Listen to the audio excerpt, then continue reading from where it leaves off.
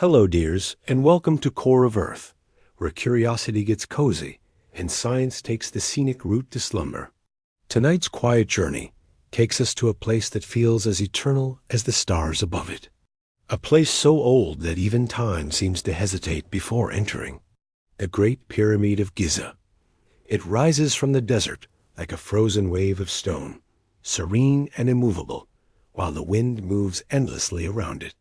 You've seen it in pictures, of course, and maybe you've wondered, like so many before you, how on earth it was built. But what if that question isn't quite right? What if instead of being built by the Egyptians, we know from history books, it was something they found? What if they didn't create it, but inherited it?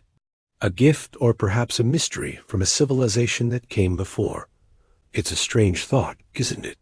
And yet, it's one that refuses to go away. Before we go further, I'd love to know, where are you listening from tonight? Somewhere quiet, maybe somewhere dim with the hum of evening in the background. Imagine that from wherever you are, the same moon that once watched over the construction of the Great Pyramid still looks down patiently and familiarly.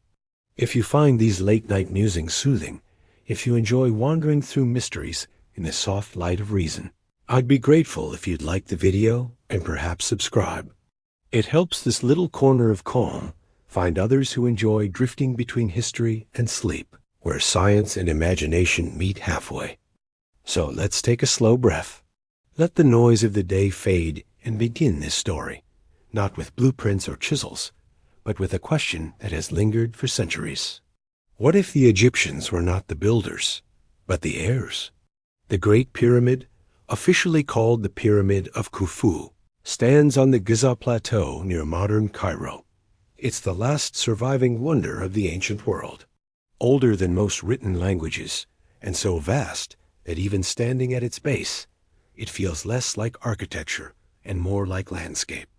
By conventional dating, it was constructed around 4,500 years ago during Egypt's 4th dynasty, supposedly as a tomb for Pharaoh Khufu. According to traditional archaeology, it took tens of thousands of laborers about 2 decades to complete using copper tools, sleds, and simple ingenuity. It's an extraordinary story of organization and perseverance, one that has defined Egyptian civilization in the popular imagination. But there is something in the stones that doesn't quite line up with that tidy version of events. For one thing, erosion. Geological studies of the Sphinx and nearby structures have suggested weathering patterns that look less like the work of mere wind and sand and more like the slow, rounded wear of heavy rainfall.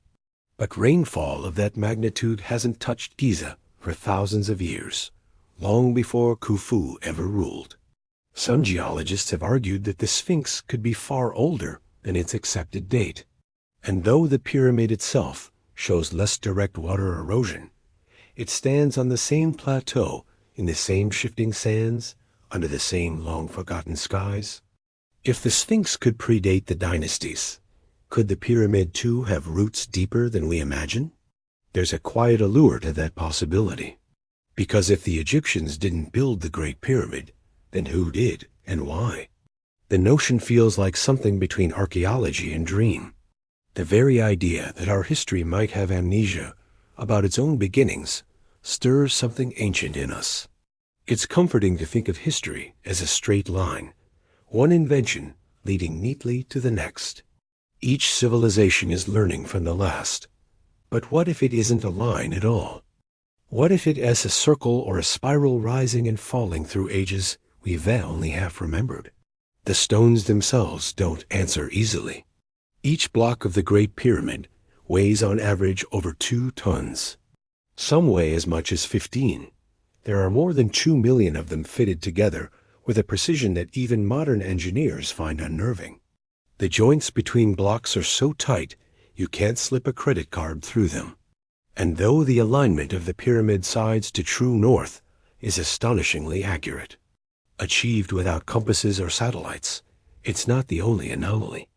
The base is almost perfectly level, despite the uneven bedrock beneath.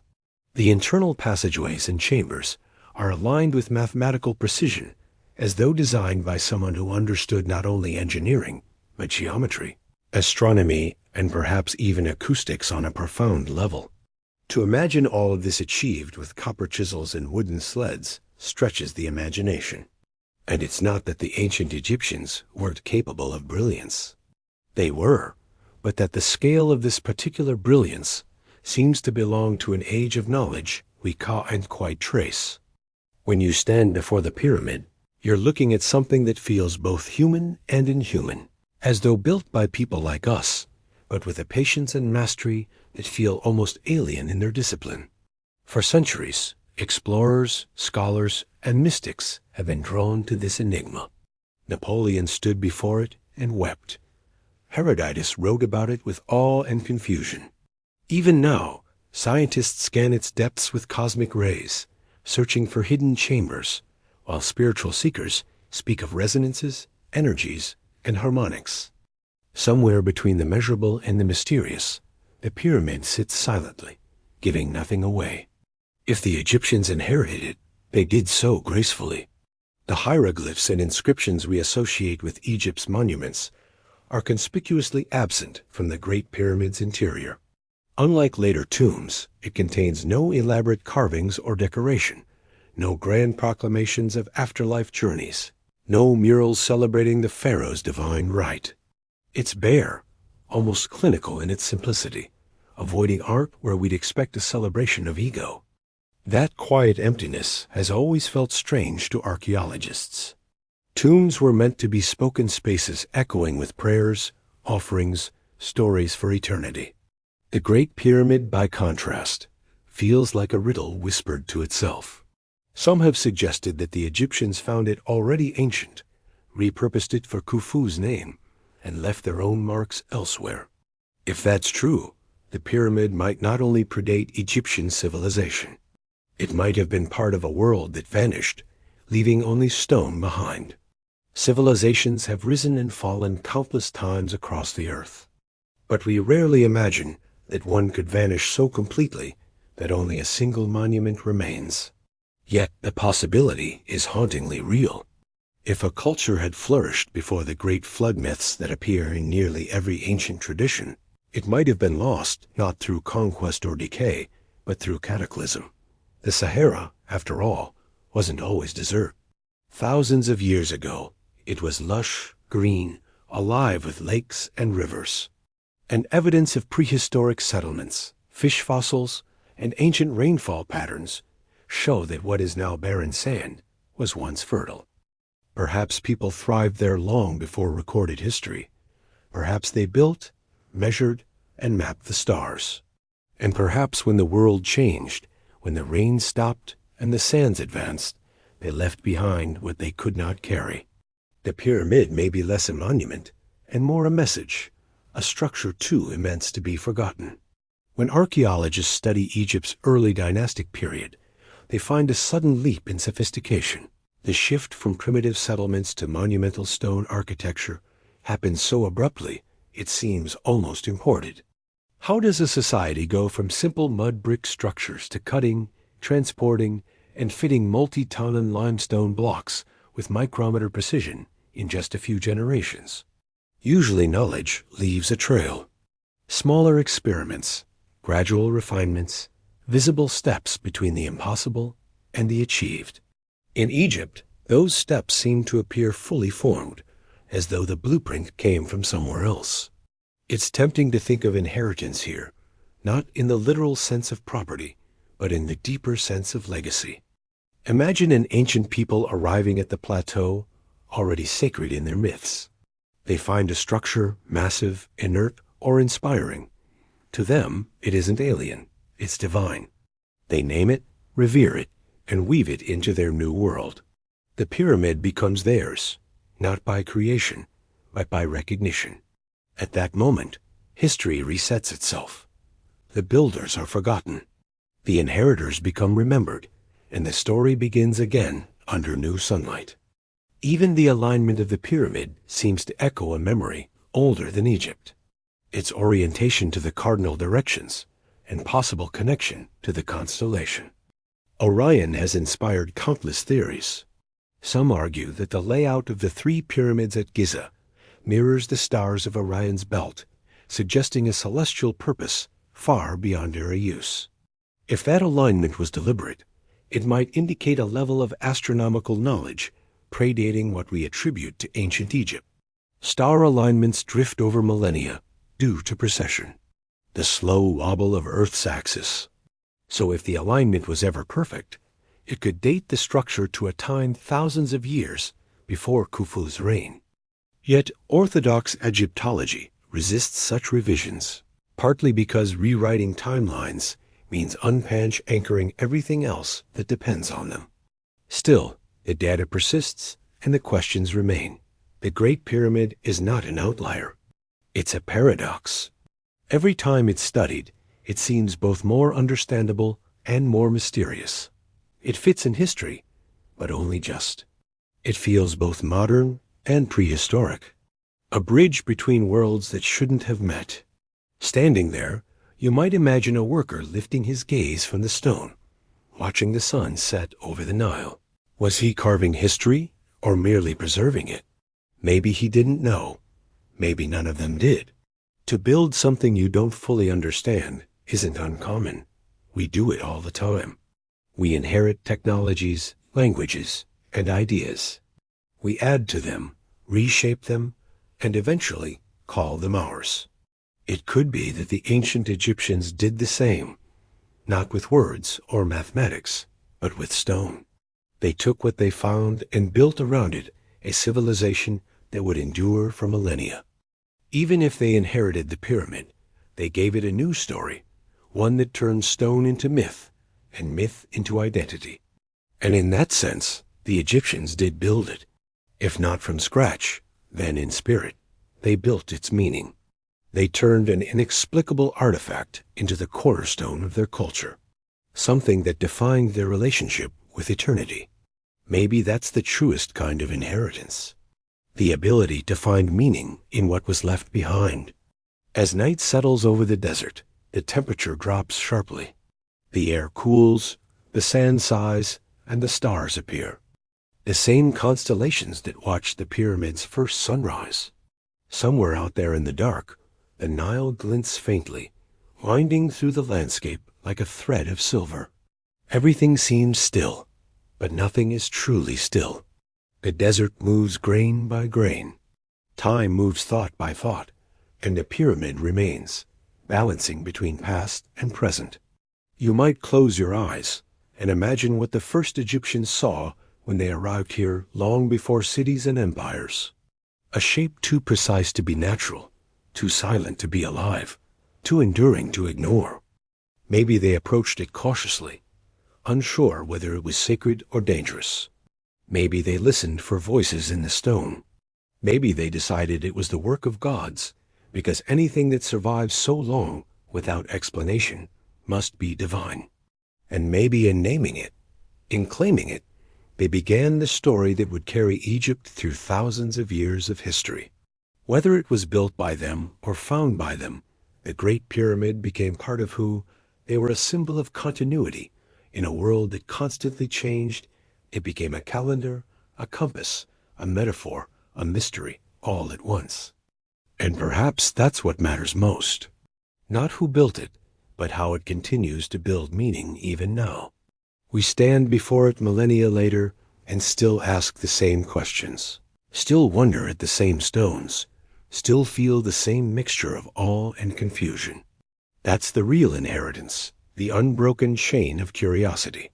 And as we move quietly from this thought to the next, imagine the wind over Giza, carrying the faint echo of voices, human voices, distant and indistinct, saying what humans have always said when faced with something greater than themselves. How did they do this?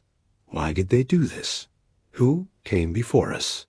The desert doesn't answer, but it listens.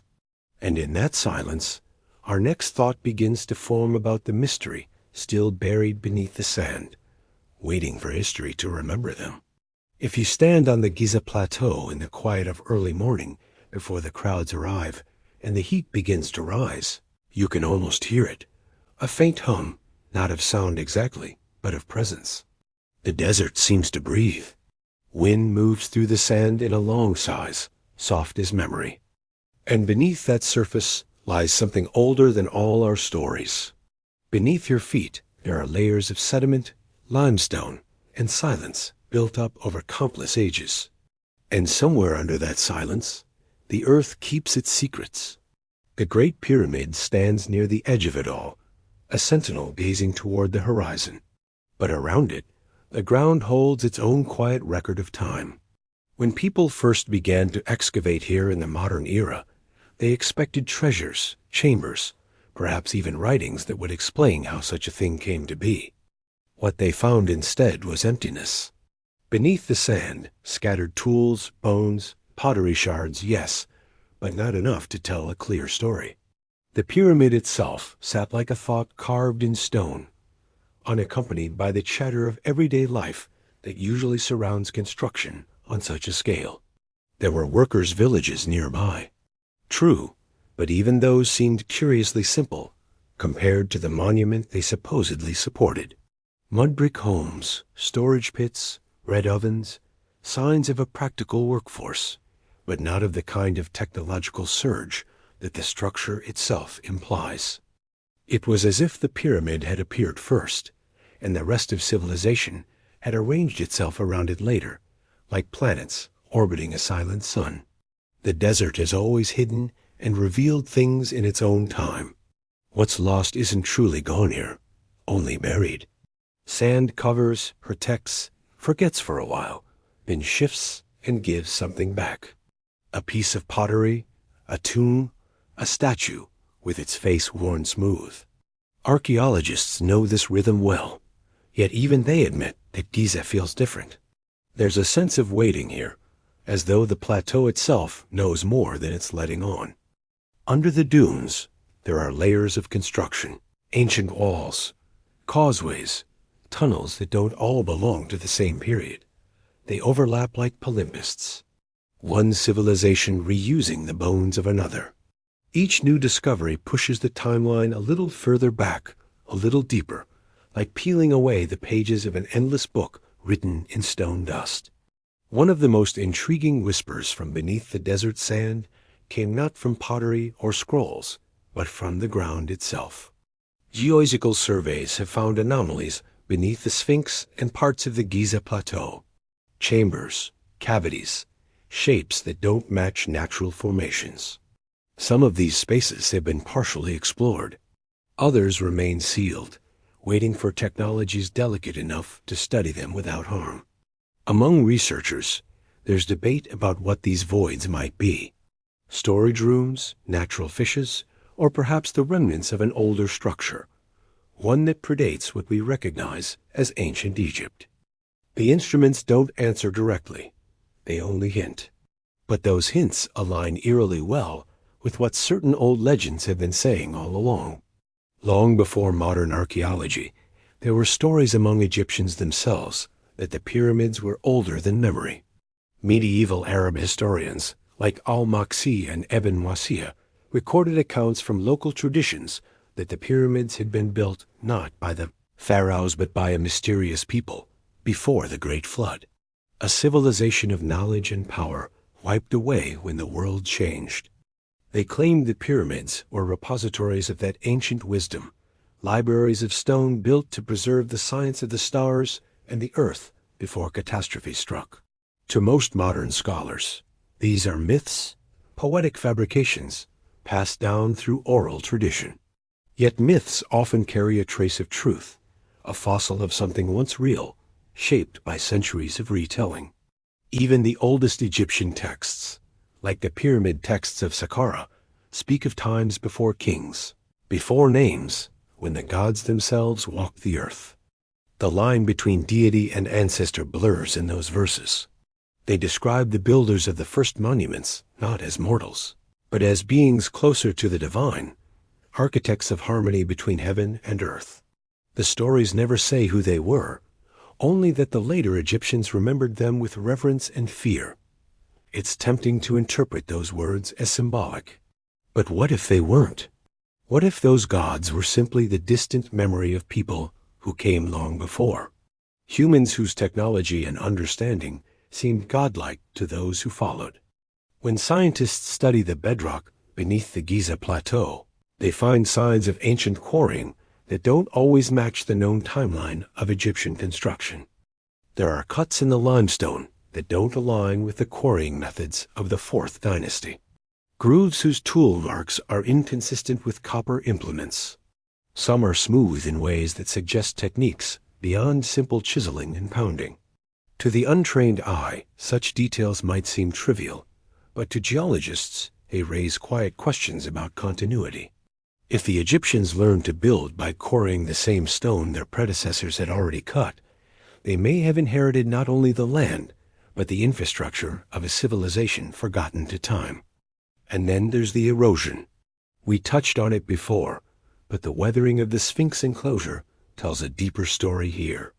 The walls show rounded, undulating patterns, signs of heavy rainfall, not desert wind. The last time that region saw significant rain was during the end of the last ice age around 10,000 BCE. That's nearly twice as old as the conventional dating of the Sphinx and the Great Pyramid. It's not definitive proof, but it suggests that something monumental existed on this plateau long before Egypt as we know it. If the Sphinx was indeed carved or reshaped from a much older structure, perhaps the same hands or the same tradition gave rise to the earliest foundations of Giza. Beneath the sand in the geological record lies a quiet argument that refuses to be silenced. Still, archaeology moves carefully. Extraordinary claims demand extraordinary evidence. For every geologist suggesting great antiquity, there are others insisting the erosion could be explained by local conditions or groundwater. The debate continues, polite but persistent, echoing through conferences and papers like wind through corridors of stone. Yet, regardless of who is correct, the deeper truth remains. Our understanding of history is constantly being rewritten by what the earth reveals. Every grain of sand displaced by wind or spade might be a letter in a story we haven't finished reading. Sometimes, when scanning beneath the ground with radar or muon detectors, scientists find voids so precise that they seem intentional, as though someone long ago carved them to hold something. Perhaps a structure, perhaps knowledge, perhaps nothing at all. It's possible these spaces are relics of early construction experiments abandoned by workers, who later refined their methods. Or maybe they're remnants of a far older phase of human history, one that didn't leave behind writing or pottery, only geometry and stone. The thought is humbling that the deeper we dig, the further back the trail seems to lead until it dissolves into mystery. A desert silence isn't empty. It's full of time. Every particle of dust that drifts across the plateau has been carried by centuries of wind, touched by countless suns. When explorers of the 19th century began to document Geyser in earnest, they recorded not just the monuments, but also the strange sensations that came with standing there. The feeling that the place was alive, aware, as if watching back. Some dismissed it as fatigue or heat stroke. Others, more poetically inclined, wondered if the land itself held memory. If stones could dream, they said the pyramids would be their thoughts. There's a reason so many myths place lost knowledge beneath the sand.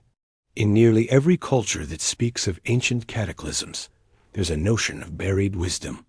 Scrolls sealed in caves, temples hidden under dunes, cities swallowed whole by the earth. We imagine that the past doesn't just fade, it sinks.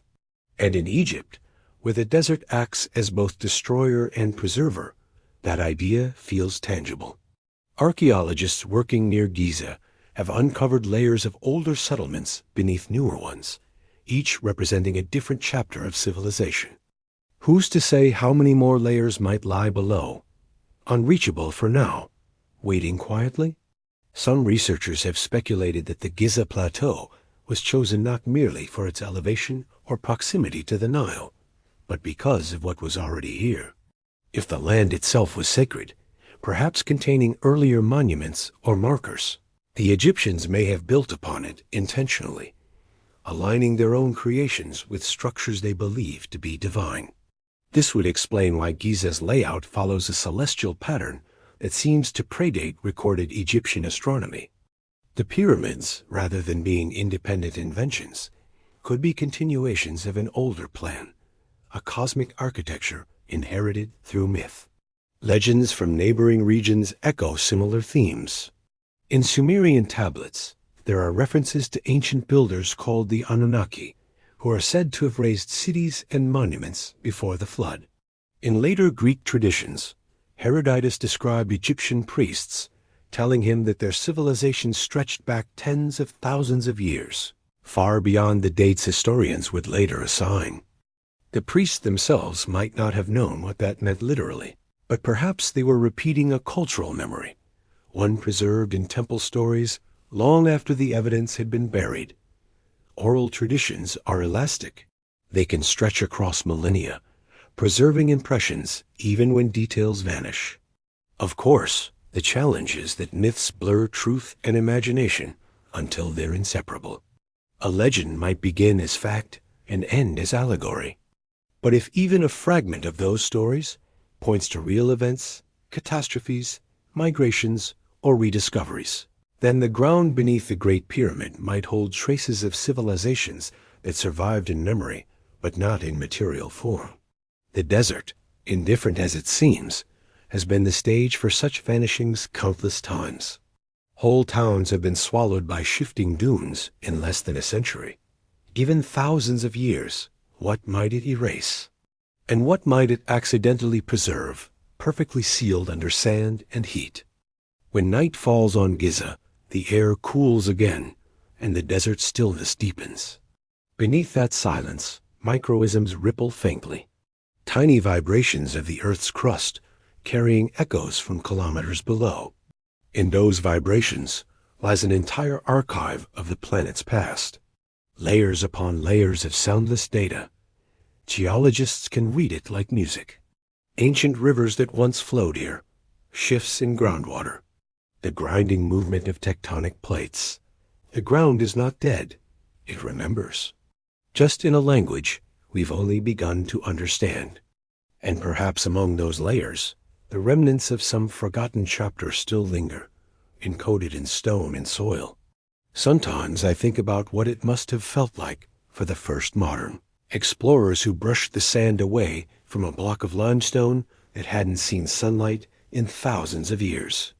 The realization that you were the first human to touch that surface since a civilization disappeared must have been overwhelming. That's the strange gift of archaeology. Time collapses time.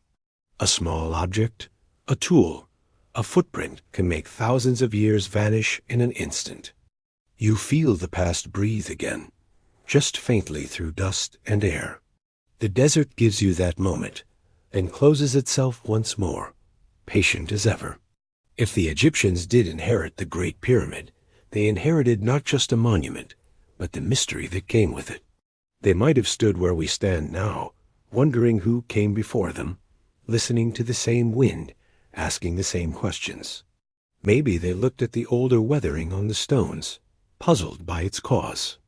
Maybe they found remnants of an earlier culture beneath their own foundations. Perhaps even then, there were whispers beneath the sand, telling them they were not the first and would not be the last. History might not always begin where we think it does. Sometimes it resumes. And as we move quietly forward in this thought, imagine the sands of Giza continuing their slow drift through centuries, covering, uncovering, rearranging the memories of the world grain by grain. The desert doesn't hurry. It knows that everything buried will one day return to light. And so it waits, just as we do, for the next whisper to rise from beneath the dunes and remind us how much of our past still sleeps untouched beneath our feet. The more you look at the Great Pyramid, the more it feels like it's holding back a story. Not the one we already know from history books, the one with kings and hieroglyphs and long processions of laborers, but another story, quieter, older, and almost invisible.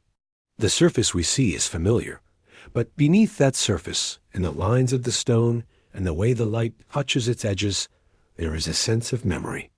It's as if the monument itself has seen too many ages to belong entirely to one of them.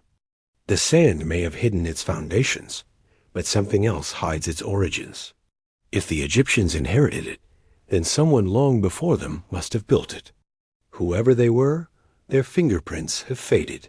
Their names have turned to dust, and their legacy remains not in words, but in the endurance of the stone itself.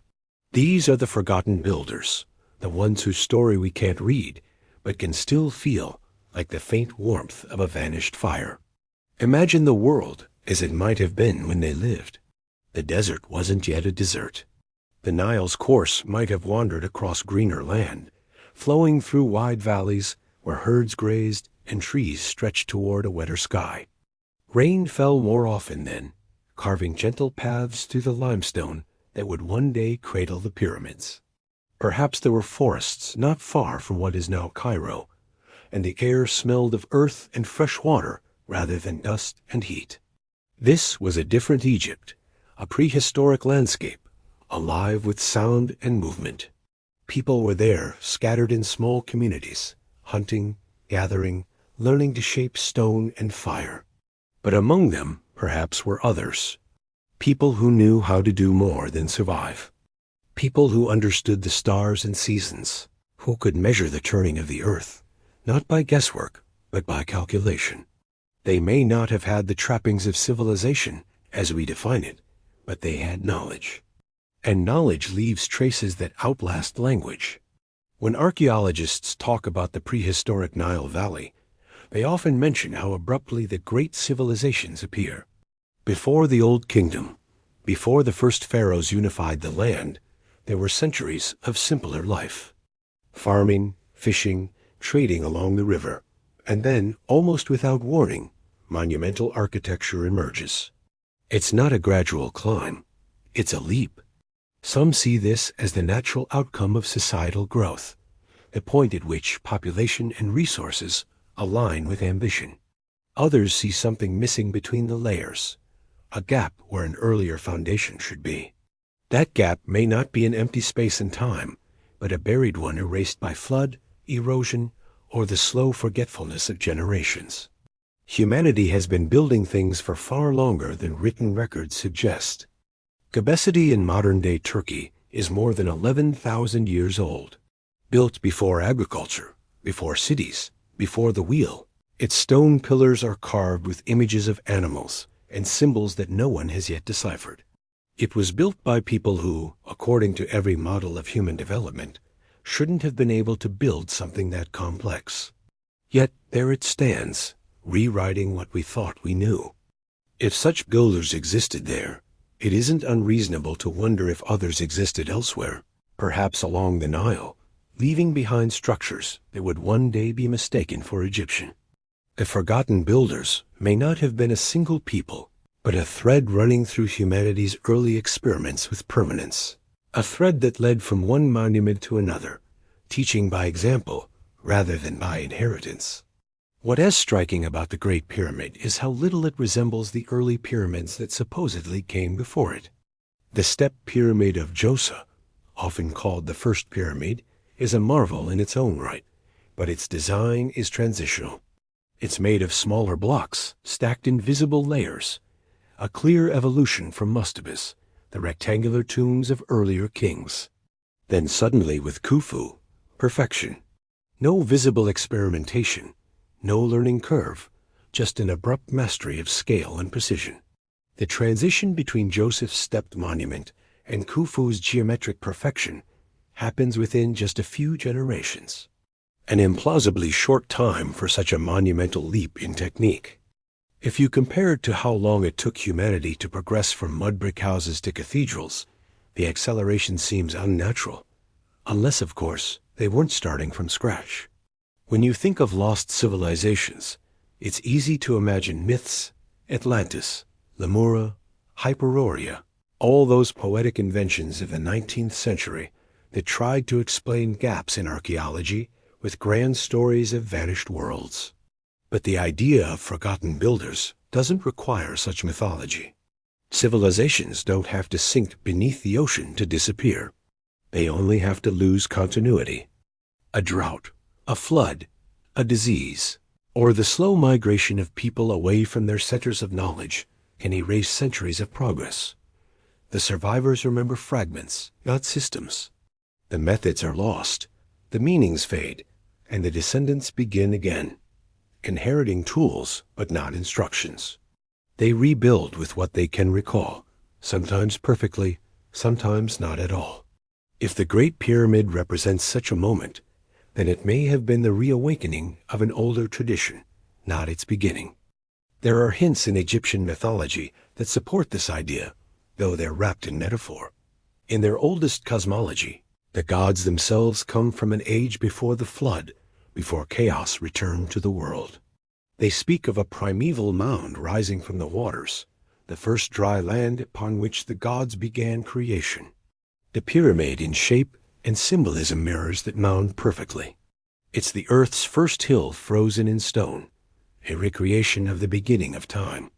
To the Egyptians, it was both a symbol and a memory. But perhaps the memory was older than they realized.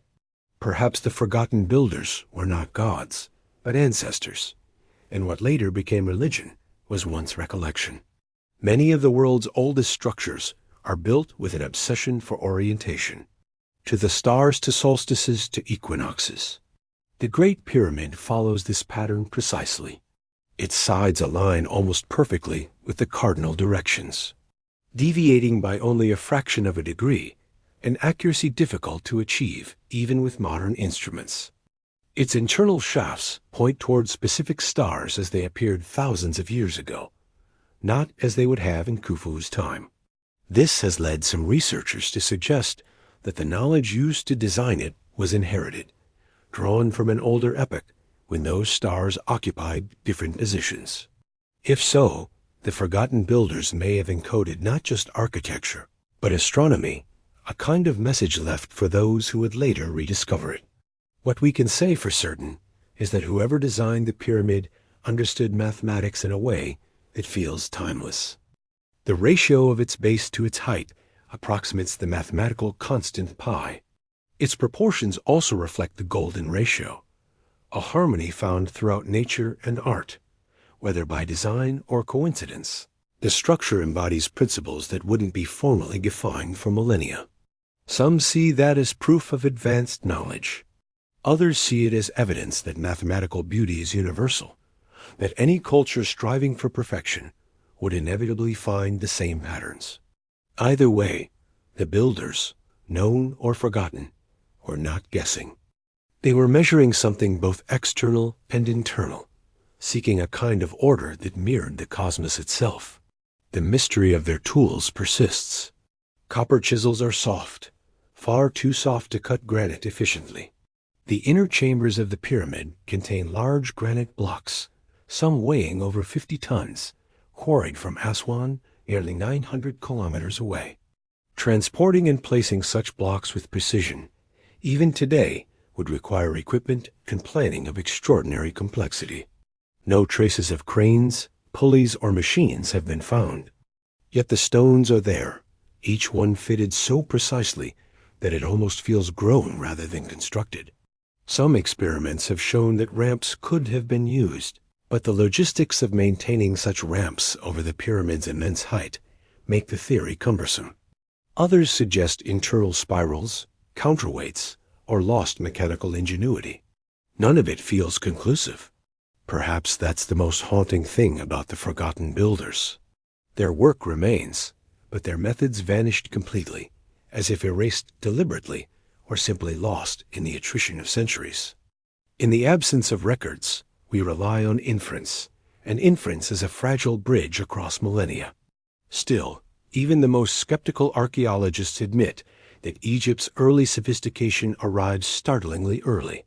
The sudden appearance of writing, administration, art, and monumental architecture within a relatively narrow time frame suggests that something accelerated their development. Whether it was internal genius, external influence, or a rediscovery of buried knowledge, the effect is the same. The civilization that rose along the Nile seemed to begin halfway through its own story. Some researchers have proposed that before the dynasties, there might have been localized centers of culture, small groups of people with specialized knowledge that didn't survive intact, but seeded ideas wherever they went. They might not have built empires, but they built prototypes. When those groups vanished, their ideas remained as ruins or legends, waiting for the next civilization to stumble upon them. Egypt, in this view, was less an isolated miracle and more a revival. The next verse of a song that had been paused for a few thousand years. The forgotten builders, if they existed, might not have been strangers from another world or era of technology as we know it, but simply earlier humans at their own peak of understanding, using methods and materials now lost to us. The human story isn't linear. It's full of rises and falls. Civilizations are fragile. Knowledge can vanish in a single generation if it isn't passed on. Languages die. Skills fade. Even now, in our own time, we forget technologies within decades when they become obsolete. Imagine stretching that process over thousands of years with floods, wars, and migrations in between. How much would survive? Maybe just enough to inspire myths and one monument too heavy for time to erase. When modern engineers study the pyramid, they often describe it in terms of efficiency. The design minimizes error, distributes weight flawlessly, and resists earthquakes. It's not just beautiful, it's durable. In a way, it's the perfect metaphor for knowledge itself. Simple at a glance, intricate in structure, almost indestructible. Whoever built it, known or unknown, understood something about permanence. They built not for themselves, but for time. They must have known that civilizations come and go, that kings rise and fall, and that the only way to speak to the future is through something the future cannot easily destroy. Perhaps that's why we still listen for their voices. We look for their traces in stone quarries, in weathered faces of statues, in the faint patterns left on the desert floor. We find alignments that point to constellations, mathematical relationships that echo nature. And we wonder if these were their messages. Maybe they knew the earth would forget them. Maybe they wanted to make sure it didn't forget everything. As night deepens over the plateau, the stars return, scattering across the sky in the same formation they've held for tens of thousands of years. Some of them, the ones over Orion's belt, seem to mirror the shapes below, as though the builders drew their plans not from the ground, but from the heavens. The air cools, the sand settles, and the pyramid casts its long shadow toward the river that once fed empires. The forgotten builders remain nameless, but their presence is everywhere in every angle, every joint, every echo that lingers when the wind moves through the stones. We may never find their graves, their tools, or their words, but we can still sense them in the design, in the endurance, in the silence that hangs around the monument like a memory too heavy to fade. They were here. We know it because the stones remember what names cannot. And as the wind drifts softly over Giza, carrying grains of sand that have moved across centuries, it's hard not to wonder if the next gust will uncover something new. A trace, a clue, a whisper from those who built before history began writing. The forgotten builders are gone, but their work endures. A message to all who follow.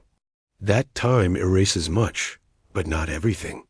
And just beyond the reach of our certainty, beyond the edges of the known, their world still flickers faintly, buried beneath the desert, waiting to be remembered again. When you follow the curve of the Nile far enough in thought, it begins to dissolve into time itself. The river has always been Egypt's pulse, winding and coiling through desert and memory. It gave life to the land, and in return, the land gave meaning to time. Every flood, every retreat of its waters was a measure, a heartbeat in the long rhythm of civilization. But what if the Nile once flowed under a very different sky? Not just in the sense of constellations drifting slightly over millennia, but truly different. A sky older than Egypt, older even than the idea of Egypt, when the stars marked a world that no longer exists. If the Great Pyramid was built, or perhaps rebuilt, by those who came after, then the ones who first shaped this land might have lived beneath that older sky. The earth itself was different then. The Sahara wasn't yet the ocean of sand it would become. It was alive, dotted with lakes and savas. Rivers ran where dunes now stretch endlessly. The climate shifted slowly at first, then abruptly until what was once fertile turned dry. Scientists call this the African humid period, a time when monsoon rains reached deep into what is now barren wilderness. It ended roughly 5,000 years ago, around the same time Egypt's civilization began to bloom. One story was ending while another was beginning, the desert reclaiming one world as it made room for another. When the Nile remembered a different sky, its floods came not just from mountain snow, but from rains that soaked the highlands year after year. The air was thick with humidity. Storms rolled across the horizon, and the landscape would have felt lush compared to the Egypt we know. The people who lived here before the pharaohs would have followed the river's moods closely. They would have known its language long before they gave it a name. To them, it may not have been a border between kingdoms, but a bridge between worlds. And somewhere in that green corridor of prehistory, perhaps long before Khufu, someone looked up at the night sky and decided that what happened above and below were connected. The stars then were the same, but their positions weren't. The slow wobble of the Earth's axis, a motion called precession, changes the orientation of the heavens over tens of thousands of years. Constellations rise and set at different points. The pole star shifts. Alignments that seemed symbolic to us now might have been literal ones. The pyramid's precise relationship to Orion's belt, for instance, could reflect an era when those stars occupied positions matching the layout at Giza more exactly than they do today. Astronomers have traced that alignment back not to 2500 BCE, when Khufu ruled, but to around 10,500 BCE, a time that coincides with the end of the last ice age and the beginning of that African humid period. It's a coincidence, perhaps, but a compelling one. If true, it would mean that whoever conceived of that design lived under a sky unfamiliar to recorded history. It's not just the stars that changed. The very rhythm of the Nile itself shifted.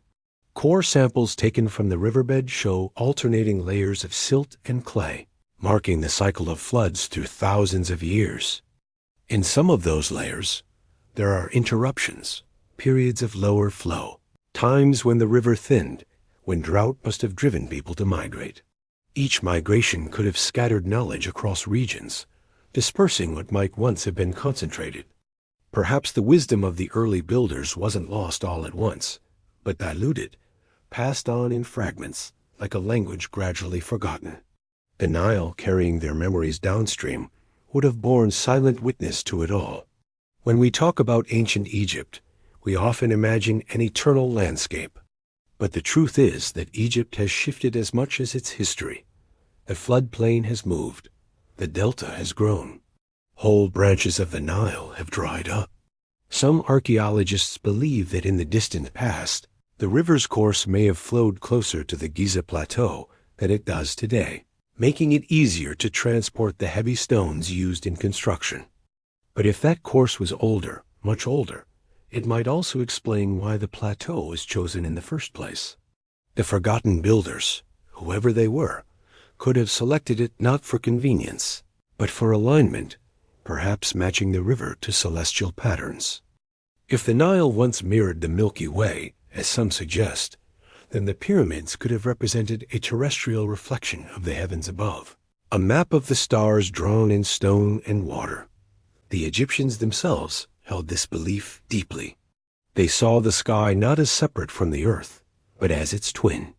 The goddess Nut arched above, her body forming the firmament, while the god Gb lay beneath the land itself. Between them flowed the Nile, the living thread connecting both. To them, the stars were not distant suns, but ancestors, divine and eternal, guiding the rhythm of life below. It isn't difficult to imagine that this idea wasn't entirely their own, but something inherited. a worldview born under that earlier, wetter sky, when the connection between heaven and earth wasn't philosophical, but physical.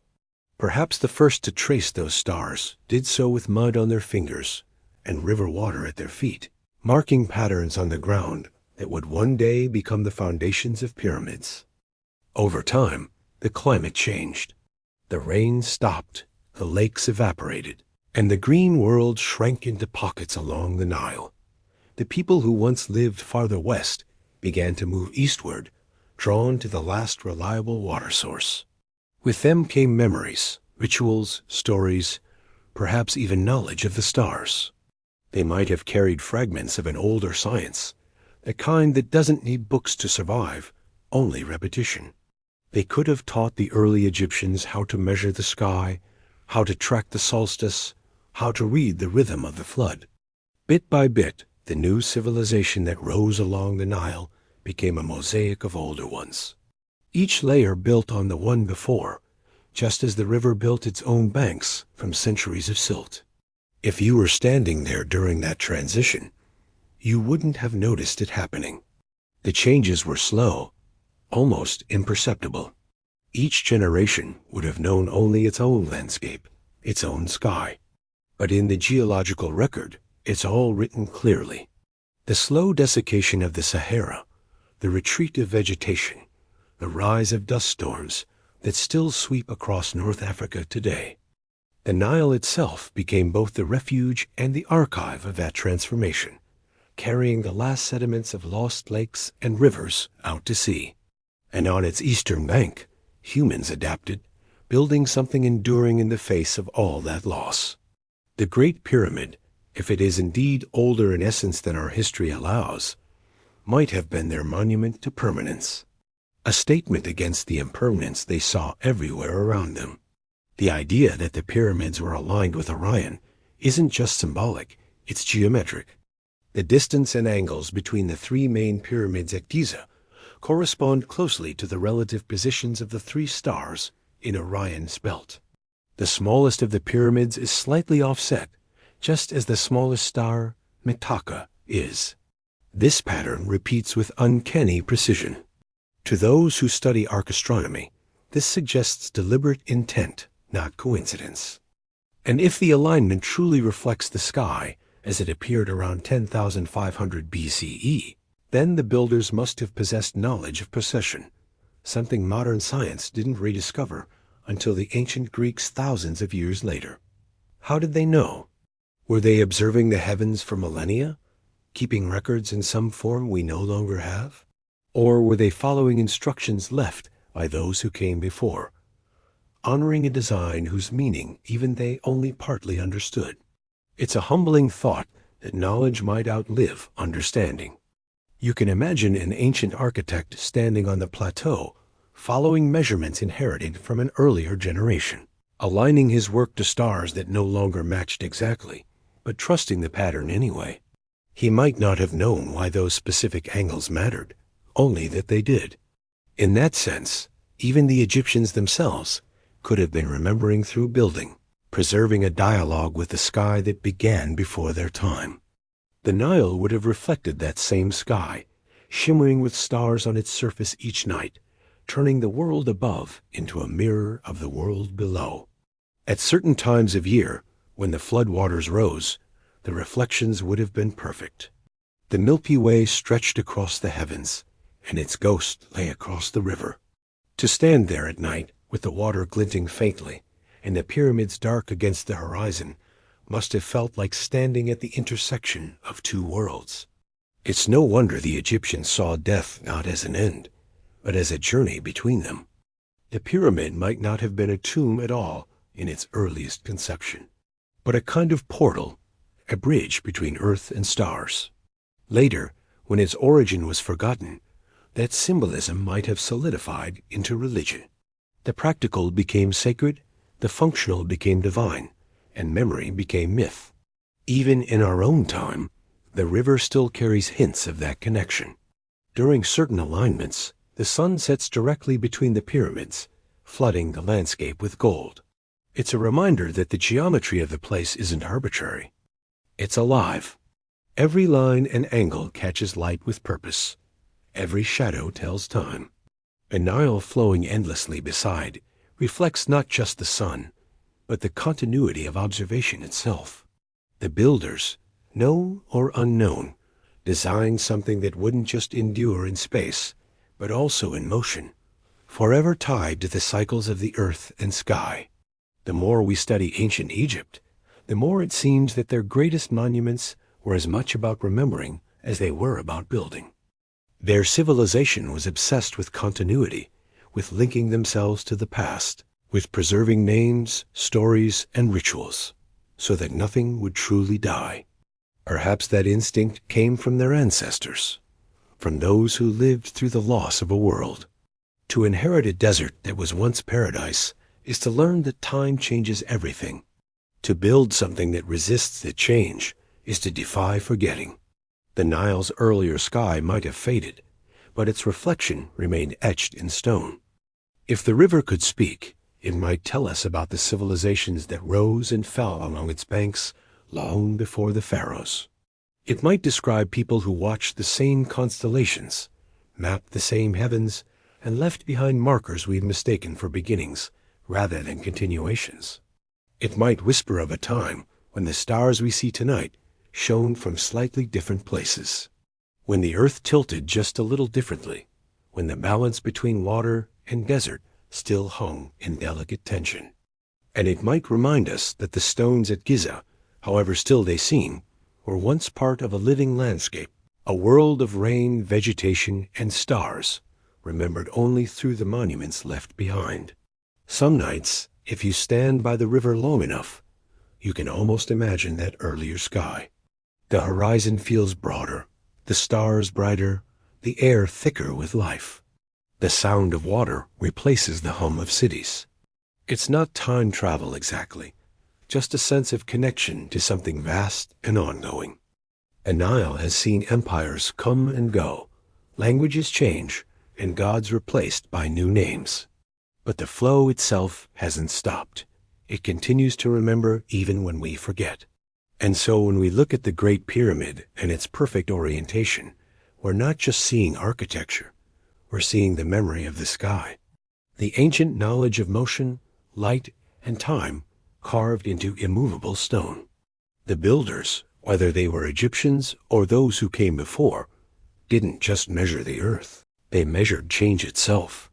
The slow drift of stars, the eternal dialogue between the heavens and the river that reflected them. The Nile may have forgotten the rain that once fed it, but the sky it mirrored is still there, moving quietly above, reminding us that everything changes, and yet everything continues. And somewhere within that reflection, beneath the layers of sand and centuries, the next thought is waiting. The idea of how those who inherited such wonders made them their own, shaping myths, gods, and identities around what they found, turning the inheritance of stone into the foundation of a civilization. If the Egyptians truly inherited the Great Pyramid, then what they inherited wasn't just stone. They inherited a mystery. They inherited silence. They inherited something so enormous, so precise, so utterly beyond the needs of ordinary life that it could not simply exist without purpose. And when people encounter something that endures beyond their understanding, they give it meaning. They build stories around it. They transform it into faith. The stone becomes divine, and divinity becomes a mirror for human wonder. In a sense, this is where Egypt as we know it begins. Not in the act of building, but in the act of interpreting what was already there. Imagine arriving in a land that feels ancient, even as your own history is young. The rivers still flow, the stars still wheel overhead, but the monuments standing before you seem to belong to another world. The people of early Egypt may have seen the Great Pyramid as a relic of gods rather than humans. To them, its geometry, its endurance, its perfection. These were signs not of craftsmanship, but of eternity itself. It would have felt less like a building and more like a threshold, a door between this life and whatever waited beyond. Over time, they would weave that door into their cosmology, shaping an entire religion around what it symbolized. In Egypt, gods were never distant. They were woven into daily existence, into the sun's rise, the river's flood, the growth of crops. Every cycle had its deity. Every motion of nature has a name. The pharaoh, too, was divine, not because of who he was, but because of the world he inherited. His role was to maintain balance, to keep the order of the cosmos, what they called Ma'at. If he failed, chaos would return. But what if that entire system of belief, so intricate and enduring, was built upon something older? An older kind of balance, one reflected in the very stones of Giza? If those who came before had already created a monument that aligned heaven and earth with flawless precision, then to those who followed, the message would have been clear. The gods are not above us. They are here in the patterns of the world itself. To inherit a structure like the Great Pyramid would be to inherit a responsibility, to explain it, to justify it, to bring it into harmony with the beliefs of the time. The Egyptians, masters of symbolism, would have seen meaning in every angle, every shadow. The ascending passages might represent the journey of the soul. The alignment with the stars could mark the path of resurrection. The stillness at the core, the king's chamber, silent and sealed, might have seemed like the resting heart of creation itself. Whether those interpretations were guesses or revelations, they gave the structure new life. It became theirs through understanding, even if that understanding was different from its original intent.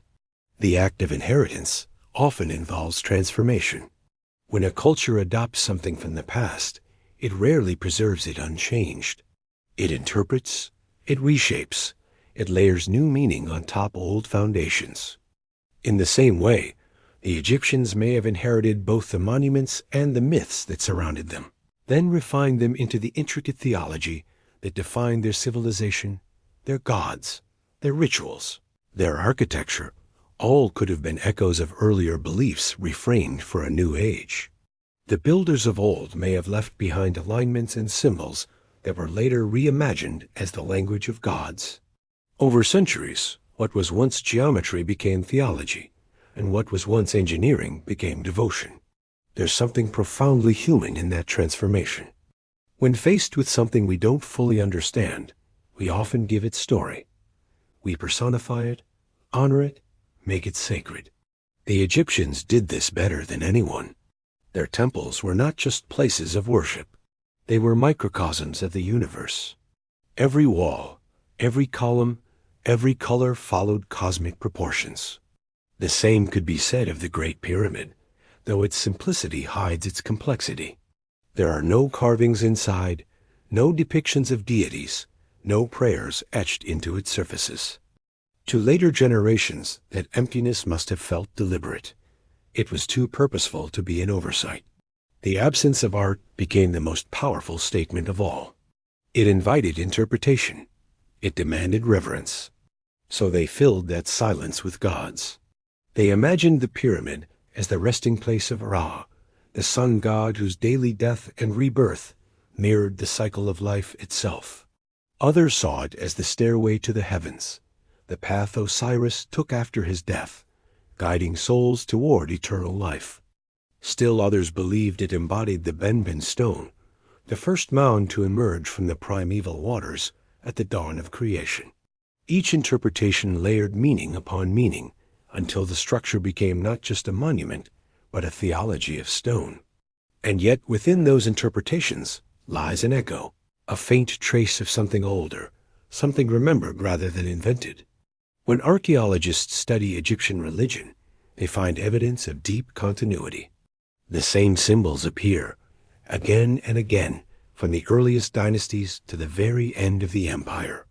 The Ankh, the scarab, the solar disk, the Eye of Horus. These weren't arbitrary motifs.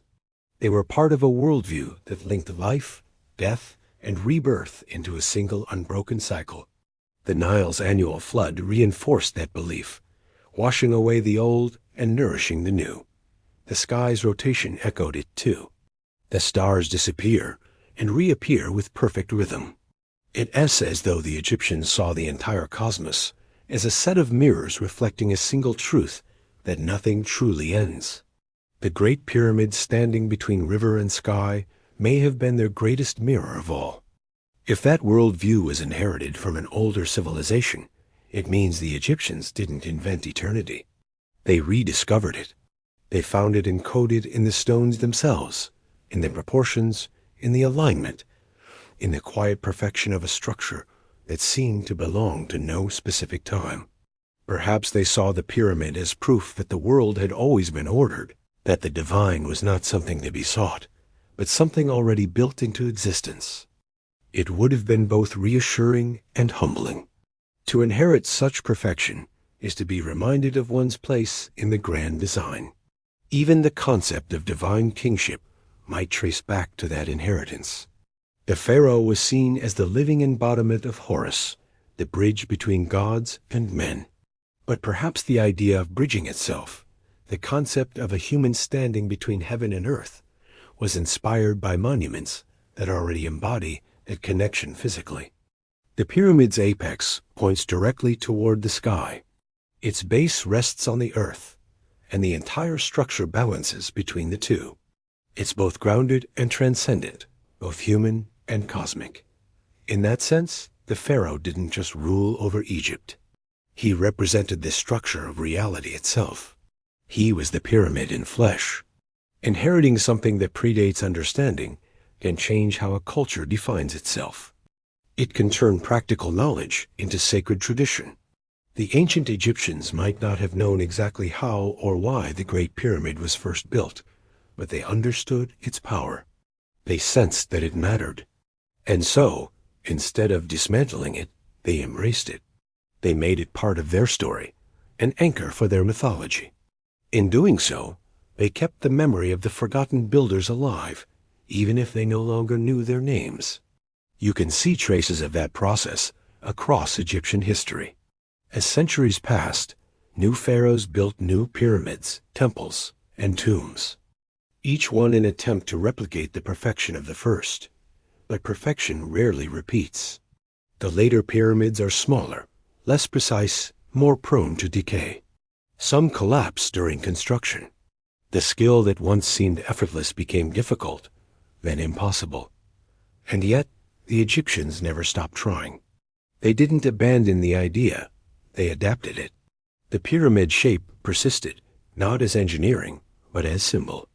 It became the form of sun temples, obelisks, and sacred art. The design survived long after the ability to reproduce it faded, because it had become something more than architecture. It had become faith. There's a quiet irony in that. The very act of forgetting the original purpose might have given the pyramid its immortality. If the Egyptians had known it as merely a monument of the past, they might have left it to erode. But by making it divine, they preserved it. They gave it new meaning, ensuring its survival through thousands of years of change. In that sense, inheritance became creation. The inheritors became builders once again, not of stone, but of story. They built continuity where there might otherwise have been silence. When you walk through Egyptian temples today, you see walls covered with scenes of gods bestowing authority upon the pharaoh. The heavens mirrored in the halls of men. Columns rise like reeds along the Nile. Ceilings painted as night skies filled with stars. Every design, every proportion echoes that first monumental inheritance. Even the smallest shrine carries the same sense of balance, of connection between above and below. It's as if the entire civilization was built to interpret one message written in stone long before its time. And perhaps that's what all inheritance truly is, a translation across ages. Each generation finds its own meaning in what came before, even if that meaning changes. The Egyptians inheriting stone translated it into faith. They turned geometry into myth, physics into philosophy, and the labor of unknown hands into the language of gods. It's a transformation so complete that we might never untangle which parts were original and which were interpretations. But maybe we don't need to. Maybe that's the point. The continuity itself is the message. If the forgotten builders gave the world the structure, the Egyptians gave it a soul. They filled the silent chambers with story, the empty corridors with prayers, the bare stone with symbols. They didn't need to know the original purpose to make it meaningful. They only needed to feel its gravity, the way it seemed to draw reverence from anyone who approached. In that sense, the pyramid became not just a relic of the past, but a living dialogue between generations. A conversation carved into the horizon, always waiting for new voices to join. As the night deepens over the Giza Plateau, the air cools and the stars appear once more, steady and patient. They look down upon the same stone that has seen their slow drift across the sky for thousands of years. Below them, the river glimmers faintly in the dark, the eternal mirror of the heavens. Somewhere in that reflection, you can almost sense both the builders and the inheritors, the unknown hands that shaped the stone and the known ones that gave it meaning. Together, they built something that outlasted both. And as we linger on that thought, the story continues to unfold quietly, not ending, but shifting, turning toward those who came later, the ones who tried to understand, to measure, to explain, to balance faith with evidence. The archaeologists, the seekers, the skeptics. The next whisper in the long conversation between stone and curiosity, between what we know and what we still wonder. It's strange how the older a mystery becomes, the more modern minds are drawn to it. There's a quiet magnetism to questions that resist answers, especially when those questions lie buried in the sand. Every archaeologist who steps onto the Giza Plateau knows this feeling. The landscape is vast and silent, but it hums with invisible threads of curiosity. They arrive with notebooks, scanners, and theories, carrying the tools of precision into a place built by hands that knew other kinds of precision entirely. They kneel before the same stones that ancient priests once touched. But their prayers are different. They ask for data, for patterns, for confirmation. And yet, what they find most often isn't proof, but paradox. Archaeology at its core is a dialogue between the known and the unknown. It's the slow act of listening to the earth and trying to translate what it says. But the Great Pyramid resists translation.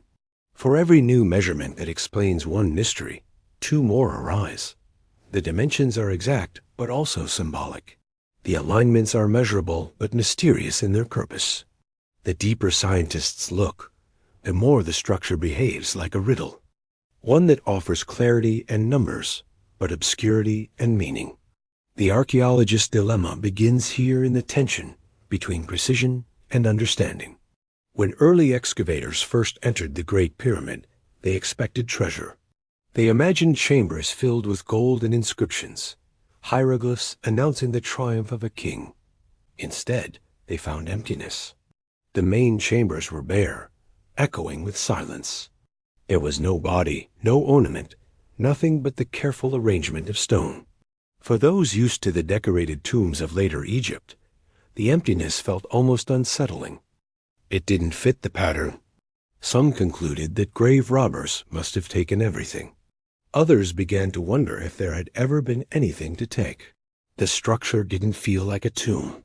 It felt like something else entirely, something functional, purposeful, but beyond definition. Over the centuries, countless explanations have been offered. Some see it as a monument of resurrection, others as a calendar in stone, a mathematical model of the earth, or even a giant observatory. Each theory brings with it a certain beauty and a certain frustration. The data are there, the angles, the ratios, the alignments. But interpretation always runs ahead of proof. For the modern archaeologist, this is both exhilarating and exhausting. Every discovery feels like progress until it circles back to uncertainty. In that sense, the Great Pyramid is both a monument and a mirror. It reflects not just ancient craftsmanship, but the limits of modern certainty. The scientific study of Giza is a story in itself. Early European explorers approached it with romantic awe, imagining lost worlds and hidden chambers. In the 19th century, Surveyors like Flinders Petrie brought mathematics to the task, measuring every block with obsessive care. His work revealed a level of precision that seemed almost supernatural for the time it was supposedly built. Each side of the base varied in length by less than a few cm, an accuracy difficult to achieve even with modern instruments. Petrie was both impressed and puzzled. He documented the perfection, but he couldn't quite explain it. And so began a long tradition among archaeologists, recording anomalies with admiration, then quietly admitting that some of them defy simple reasoning. In the 20th century, technology began to deepen the investigation. Ground-penetrating radar, seismic surveys, and wand detectors all have been aimed at the pyramid in search of hidden chambers. Each discovery has brought excitement and caution in equal measure. When scientists recently detected a large void above the Grand Gallery, headlines around the world declared it a hidden chamber. But what it means remains unclear. Is it structural, a byproduct of engineering? Or is it intentional, a space with a forgotten purpose? The tools of modern science can reveal shapes beneath stone, but not the intentions behind them. And so, again, the dilemma deepens. We can measure almost everything, but we still don't know why it exists. To the archaeologist, the challenge isn't just in uncovering artifacts. It's in interpreting them without letting imagination outrun evidence. Yet in places like Giza, imagination is hard to suppress. Standing before a monument that predates nearly all of recorded history, it's impossible not to wonder. Was this truly the work of a single civilization or the inheritance of many? Were the techniques used here rediscovered later or lost forever? The evidence doesn't provide clear boundaries. The more one studies Egypt, the more its timeline feels like a continuum rather than a beginning. Civilizations rise from the remains of others. Progress often looks like memory resurfacing. Every archaeologist who studies the Great Pyramid must confront this uncomfortable truth. The narrative we have is built on fragments. Most of Egypt's earliest records have vanished. Papyrus decays. Stone endures, but it doesn't speak. The few inscriptions we have are snapshots, moments from within a much longer story. The temptation is to fill the gaps, to build continuity where none survives. But the stones resist that too. They seem to hold their own version of time, one that doesn't care for human chronology. They sit outside of it, serene and absolute. The archaeologist, armed with carbon dating and stratigraphy, finds themselves facing a monument that refuses to age in the way everything else does. Even among experts, opinions diverge sharply. Some hold firmly to the conventional view that the pyramid was built during Khufu's reign around 2550 BCE by tens of thousands of skilled workers using simple but effective tools. Others argue for a much older origin, citing geological and astronomical data. Between these poles lies a vast spectrum of interpretation from cautious revisionism to speculative wonder. The problem is that the physical evidence can support multiple readings. The stones themselves don't lie, but they also don't elaborate. They leave room for both reason and myth. For some, that ambiguity is maddening. For others, it's the whole point. Archaeology thrives on the tension between what we know and what we can only guess. The Great Pyramid has become the perfect case study for that tension. A test of patience, humility, and perspective. To dig here is to confront the limits of one's own understanding. Every measurement, every scan is a reminder that knowledge is temporary, but curiosity is eternal. There's another side to the archaeologist's dilemma, the emotional one. Many who study the pyramids describe a peculiar sensation while working there. A sense of being watched not by spirits or superstition, but by history itself. You stand among stones that have seen entire civilizations rise and fall. You measure blocks that were cut before writing existed. The awareness that human hands once placed them with purpose and precision stirs something deeply personal. Archaeology isn't just about the past. It's about connection. To brush dust from a carved line or a tool mark is to shake hands across thousands of years. And in that handshake, there's both awe and melancholy. The realization that we are the inheritors of something we can barely comprehend. Modern archaeology tries to remain objective, but Giza blurs that boundary. The data is solid, yet the mystery feels alive. When new discoveries are made, the world responds with the same wonder it did a century ago. The difference is that now we can measure our wonder with lasers and satellites. We can calculate alignments down to fractions of a degree. We can simulate construction methods with physics models. And yet, for all that progress, the essential mystery remains untouched. It's as if the more clearly we see the stones, the more the story behind them fades into light. There's also the matter of legacy. Archaeologists aren't just studying the past. They're shaping how future generations will remember it. Every interpretation becomes part of a chain of understanding. Just as the Egyptians once layered their own beliefs atop older ones, the responsibility is immense. To declare something proven or disproven can change how the world perceives itself. And so every conclusion about Giza carries weight. Was it built solely by Egyptian ingenuity? Or does it stand on foundations older than civilization itself? The answer affects not just history books, but the story humanity tells about its own origins. The dilemma deepens further when science meets wonder. Archaeology demands skepticism, but wonder demands openness. Too much of one and the mystery dies. Too much of the other and the evidence dissolves into fantasy. The Great Pyramid sits exactly between those two poles, challenging anyone who approaches it to balance reason with reverence. The most honest archaeologists admit that they sometimes feel both at once, skeptical of wild theories, but secretly enchanted by the idea that something extraordinary might still lie hidden just beyond reach. Even the tools of modern inquiry are limited by humility. MON scans can peer through stone, but not through time. Drones can map the plateau in 3 dimensions, but they can't reconstruct intent. We can recreate ramps, levers, and pulleys, but we can't recreate the mindset of the people who use them. And perhaps that is the true essence of the archaeologist's dilemma, to accept that knowledge can illuminate the structure, but not the spirit behind it. As stones will tell you how they stand, but not why they were made to stand at all. Some researchers have suggested that we may never fully understand the pyramid, not because the data are insufficient, but because our framework for understanding is too narrow. We approach the past with modern categories: religion, science, art, engineering. But the people who built or inherited this monument may not have divided knowledge that way. To them, the practical and the spiritual could have been the same thing.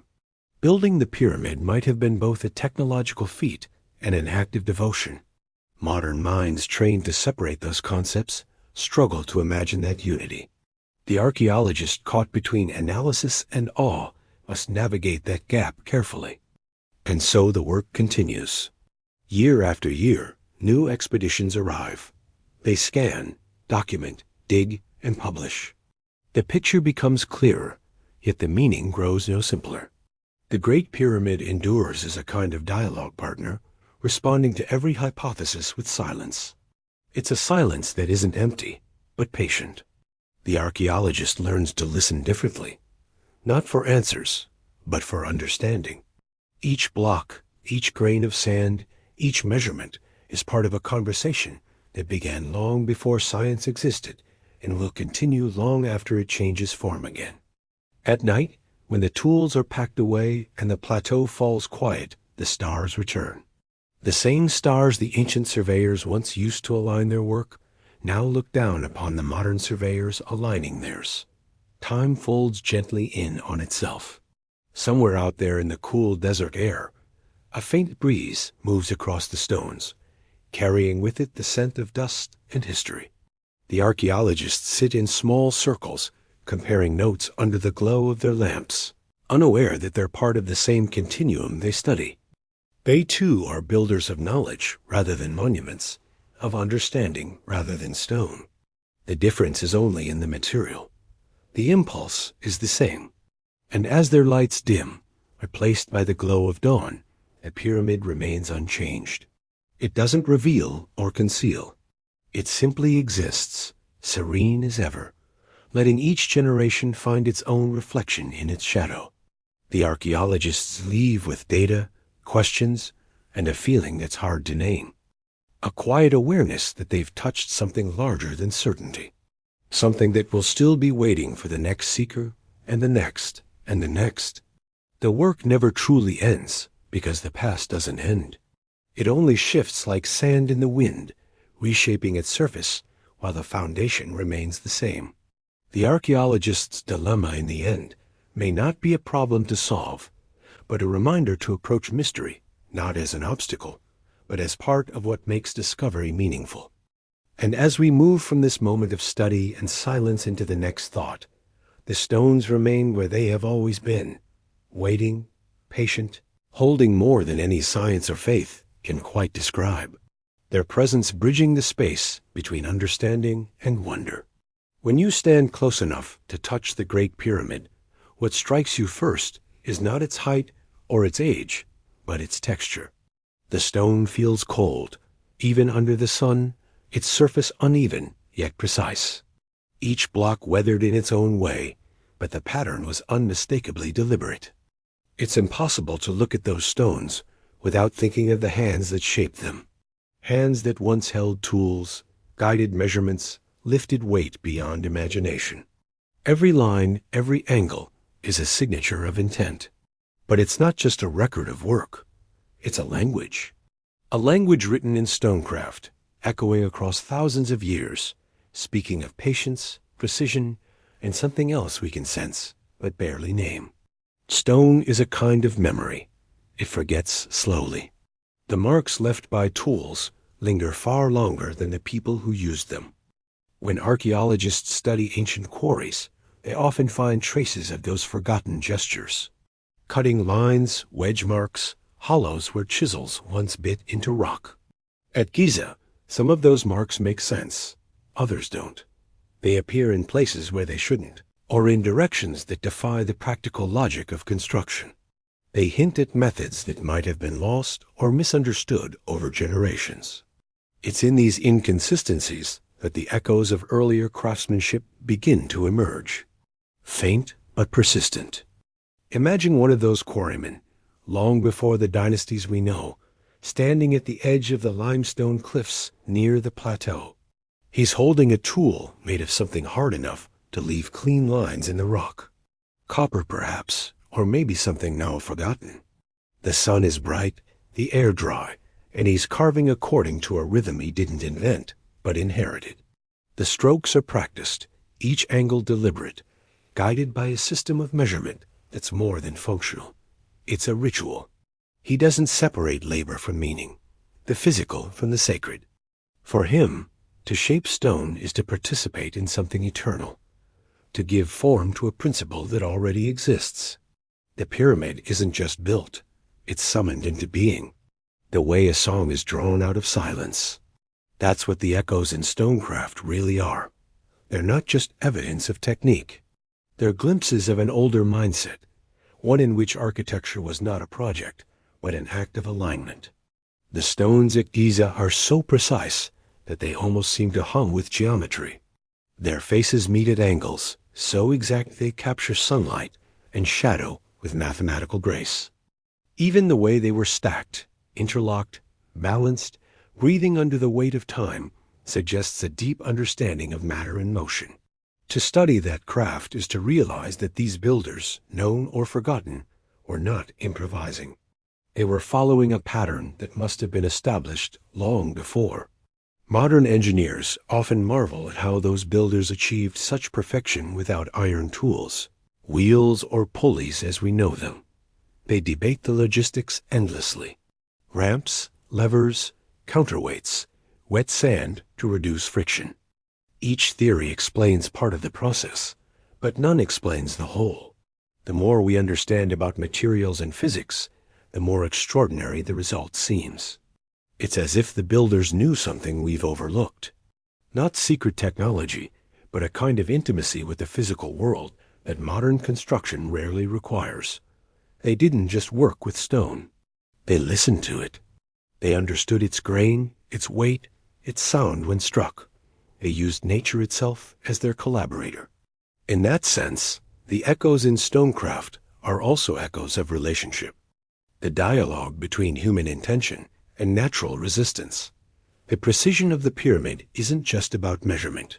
It's about empathy with material.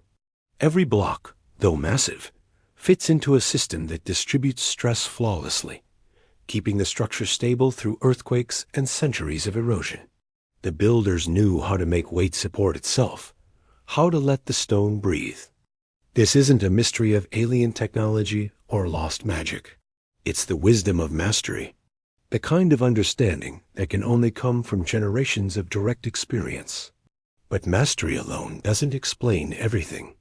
There's something almost excessive about the precision of the Great Pyramid, as if it was meant to endure far beyond practical necessity. The base, level within millim, extends over 13 acres. The corners align to true north with an error so small that modern surveyors use the structure itself to calibrate instruments. The internal passages form a geometry so consistent that even centuries of earthquakes have not disturbed it. This is engineering with intent beyond durability. It's designed with purpose deeper than function. Whoever built it was not only thinking of their own time, but of all time.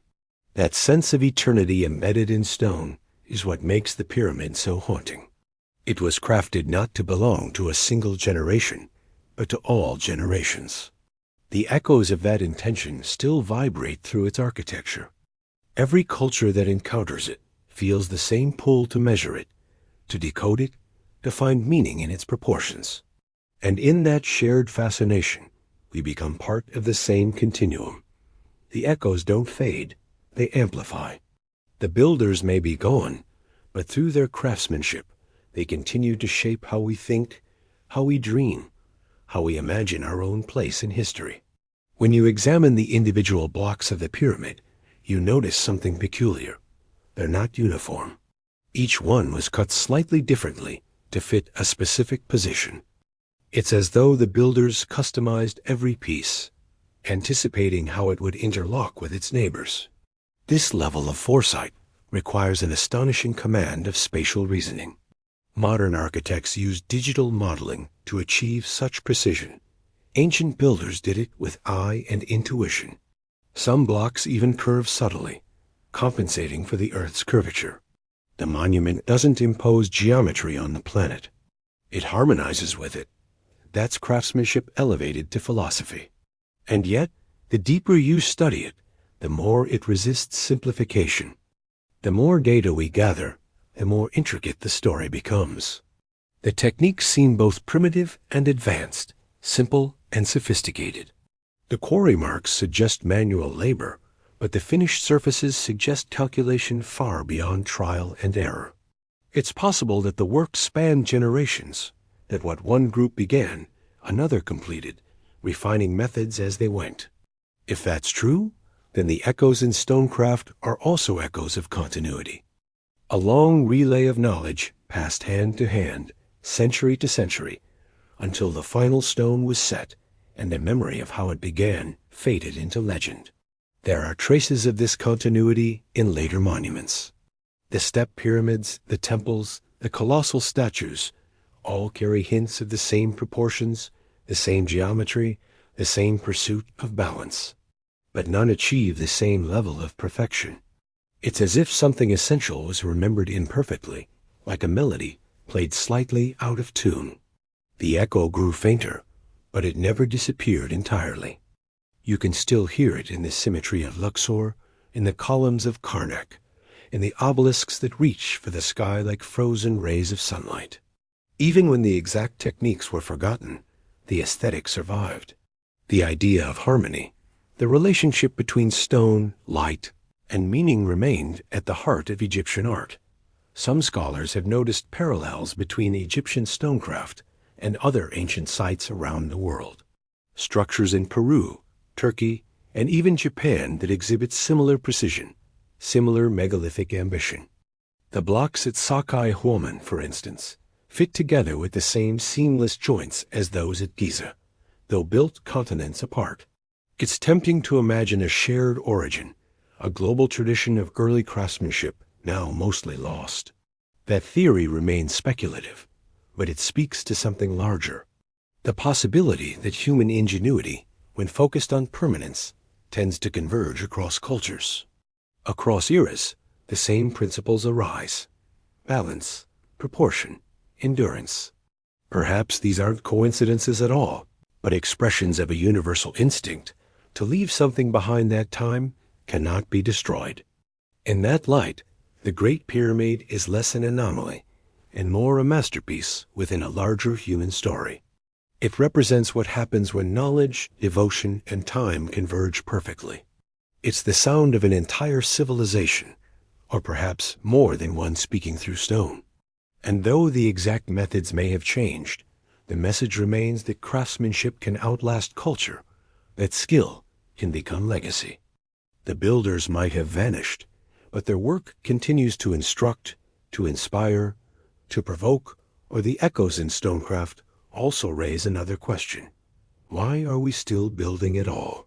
Modern construction is fast, efficient, and temporary. Buildings go up in months and come down in decades. But the ancients built for eternity. They weren't just creating shelter or monuments. They were expressing belief in continuity itself. They built as if they expected to be remembered, not for who they were, but for what they understood. To carve stone with that intention is to converse with the future. And in that sense, the Great Pyramid is a conversation still in progress. Every time someone studies it, photographs it, or simply stands in its shadow, the dialogue resumes. There's something almost intimate about that idea. The tools have changed, the languages have changed, but the hands remain the same. Human hands shaping, measuring, striving for perfection. The echo we hear in the stone is our own reflection. We recognize the same desire to endure, to create order in a chaotic world, to leave behind something that says, we were here. We knew something. The builders might not have known our names, but they built for us nonetheless. And maybe that's why the pyramid continues to resist complete explanation. It's not just a riddle of engineering. It's a mirror of ourselves. To study it is to see how much of our own nature is bound up in the act of creation. The forgotten builders, the Egyptian inheritors, the modern archaeologists, all are parts of the same pattern, each listening for the same faint resonance in stone. The echo doesn't belong to any one era. It belongs to the continuity of thought itself, to the human capacity to reach across time through the permanence of craft. At dusk, when the last light strikes the pyramid's face, the stones seem to glow softly. Each block catches the sun's final rays before night falls. The surface looks alive, shifting with color and shadow as if the monument itself were breathing. You can almost imagine that beneath that surface, beneath the layers of limestone and granite, there's still movement, not physical, but symbolic. The slow vibration of history, the pulse of hands long gone. The stones may not speak, but they remember the language of those who placed them. And as darkness settles and the desert grows still again, the echoes remain. They linger in the air, in the quiet between footsteps, in the steady hum of the night wind brushing against the ancient surface. They remind us that the act of creation never really ends. It reverberates. It transforms. It calls whoever is willing to listen. Somewhere in that vibration lies the next thread of the story, waiting for the curious, the patient, the dreamers who still stand before the Great Pyramid and feel not just the weight of its stones, but the weight of everything it means. The echoes in stonecraft are not fading. They're multiplying, resonating through every generation that stops to wonder how such perfection was possible and why it still matters. And as that thought deepens, another begins to rise as naturally as the stars returning to the horizon. The thought of voices older than memory, of myths that might not be myths, of whispers carried through time that still speak of what came before. When night settles over the desert, the air changes, the heat drifts upward, the wind softens, and the silence deepens into something almost tangible. It's easy to imagine that the stillness itself holds memory, that somewhere between the grains of sand and the surface of the stone, something ancient is still speaking. The voices of the ancients aren't loud. They're patient. They don't interrupt. They linger. They wait for quiet minds to listen.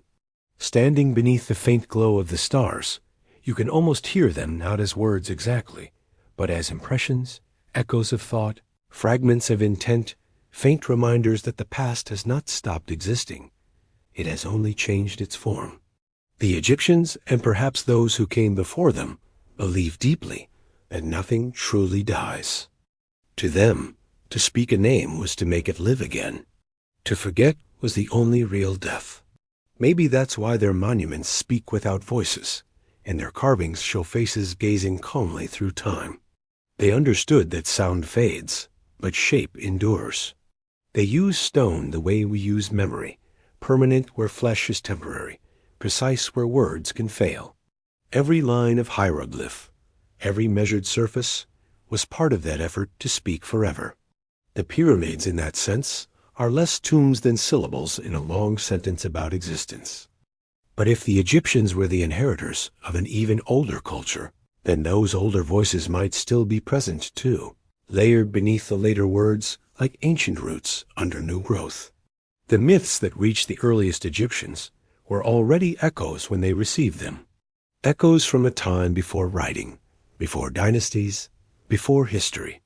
They spoke of golden ages, of gods who walked among men, of floods that erased worlds, of knowledge preserved in secret places. These myths were not unique to Egypt. Versions of them appear in Sumer, in Greece, in India, even in the Americas. Across continents and languages, humanity seems to remember something. Some catastrophe, some transition, some inheritance of wisdom from a world now gone. It's tempting to dismiss those shared myths as coincidence, as parallel inventions by civilizations facing the same natural fears. Yet the patterns repeat too precisely to ignore. The flood that resets the world, the builders who precede recorded history, the divine teachers who descend to restore order. These are stories told in different tongues, but with the same rhythm. The Egyptians spoke of Thoth, the god of wisdom, who brought writing and science to humanity after chaos had swept them away. The Greeks had Prometheus, the titan who gave mankind fire. The Sumerians had Enki, the clever god who preserved knowledge before the great deluge. In each case, the voice of the teacher speaks from before the beginning, reminding those who follow that civilization is not invented once, but remembered again and again. Perhaps those voices were once human.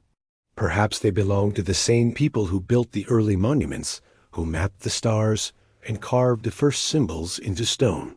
Over generations, their names became myth. Their stories became divine. We tend to separate myth from history, but the ancients did not. To them, gods and ancestors were the same continuum. The divine was simply a memory raised to the level of reverence. If a people inherited the Great Pyramid without knowing who made it, it's easy to see how they might imagine that it was built by gods. After all, what else could explain such perfection, such endurance? The voices of the builders would have been gone, but the monument would still speak on their behalf. Over centuries, that speech became religion. When we read the earliest Egyptian texts, the pyramid text, the coffin text, the Book of the Dead, we find voices trying to preserve a cosmic order that already feels ancient.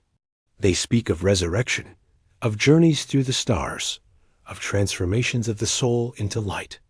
They speak of ascension through shafts that lead toward specific constellations, of crossing the sky as the sun's companion. These aren't random images.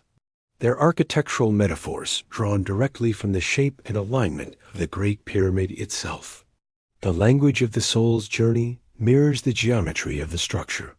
It's as if the building and the belief were two halves of the same message, one carved in stone, the other written in sound. Perhaps those who first wrote these texts weren't inventing new rituals, but preserving older ones, whose origins they barely remembered.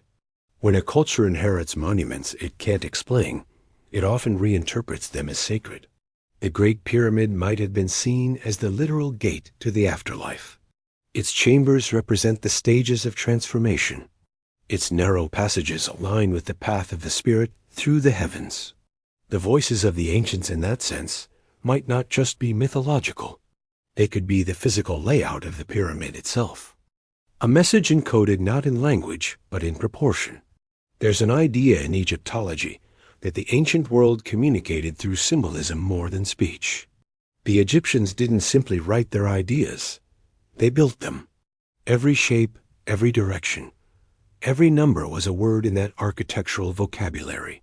If that's true, then the pyramid is not mute. It's speaking constantly, just not in a language we're fluent in anymore. We can measure it, but we can't yet translate it. The voices of the ancients might still be speaking, just not in frequencies we've learned to hear. Over time, as the dynasties rose and fell, those voices continued to change form. The god-kings of early Egypt became intermediaries, then ideals, then stories. The original builders, whoever they were, became divine ancestors. The echoes that began as human intent solidified into theology. What began as engineering became a ritual. And yet something of the original message must have survived, because the same idea runs like a thread through all of Egyptian culture. The pursuit of balance, the union of opposites, the quest for harmony between heaven and earth. It's there in every myth of Ra rising each dawn, in every depiction of Isis and Osiris restoring order, in every equation carved into temple walls. The voices speak of alignment, of connection, of remembering.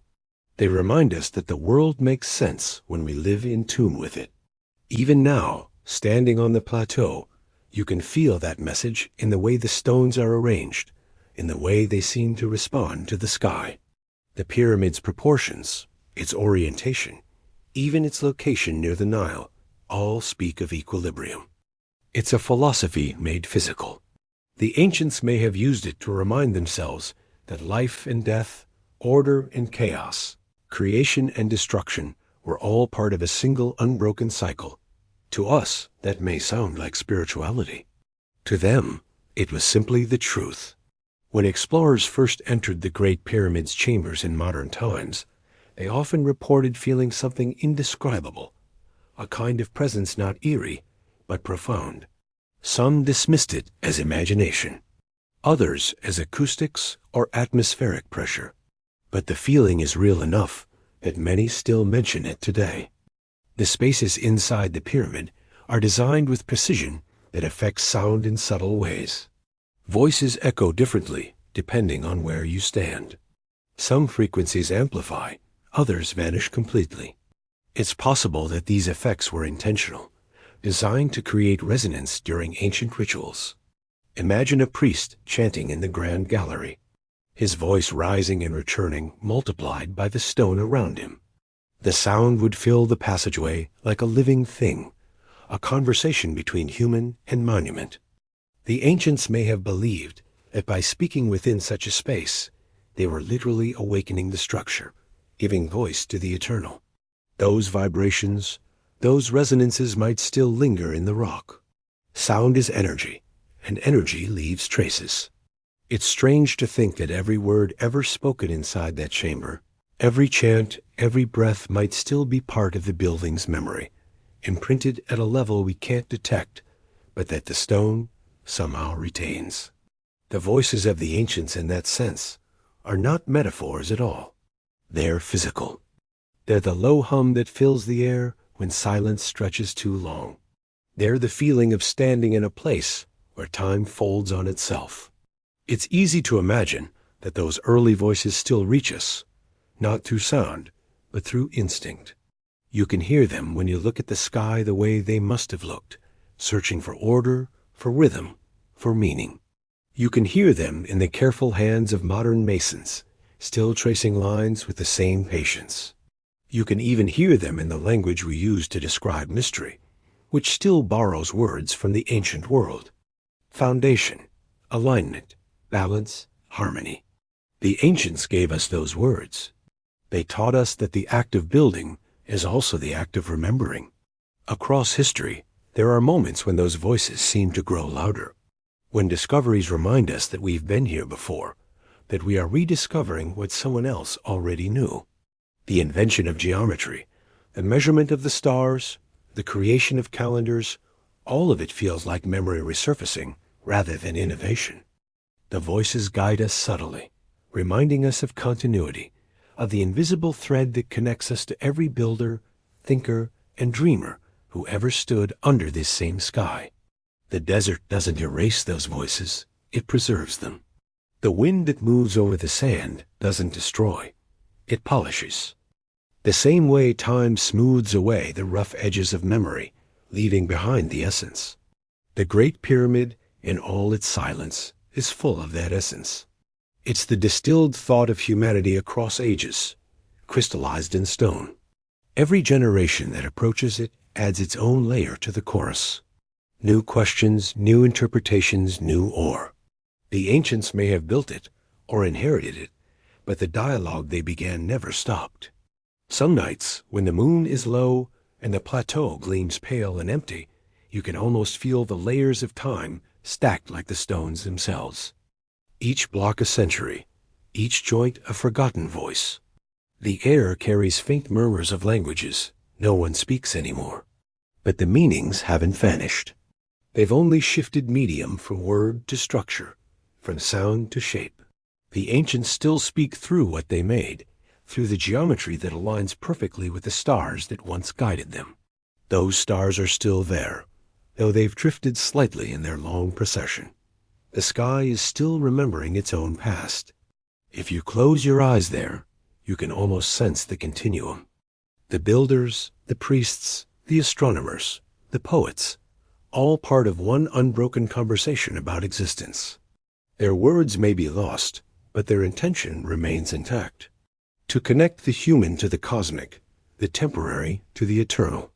The voices of the ancients aren't behind us. They're all around us, woven into the structures that survive, the myths that persist, and the instincts that still drive us to look up, to wonder, to build. And as that awareness settles, soft as the desert air, another thought begins to emerge. The idea that if those voices have been carried this far, they may not be done speaking yet. Perhaps there are still messages waiting in the stones, codes of proportion, clues hidden in design, fragments of knowledge that the ancients tried to preserve for a future they could only imagine. Perhaps those whispers lead not just into the past, but forward towards something rediscovered rather than newly made. When people look at the Great Pyramid and wonder who built it, they're not just asking about construction. They're asking about memory. They're asking if humanity has lived more than one lifetime. If our story might have started long before we think it did, only to be interrupted and begun again. This is where the idea of a vanished civilization takes root, not as fantasy, but as a question that refuses to disappear. What if the people who raised the earliest monuments, who aligned stone to the stars with impossible precision, weren't the first of us, but the last of someone else? What if civilization itself is older than its own record? The notion isn't new. It surfaces again and again in history, as if each generation rediscovers it in a different language. Plato spoke of Atlantis, a powerful island nation that vanished beneath the sea after losing harmony with the gods. To him, it wasn't just a myth. It was a moral parable about pride and imbalance. But perhaps he was also repeating a memory passed down through the ages, a distorted echo of something that really happened long before written history. Almost every culture has its version. The flood that reset the world, the golden age that fell, the ancestors who built wonders and then disappeared.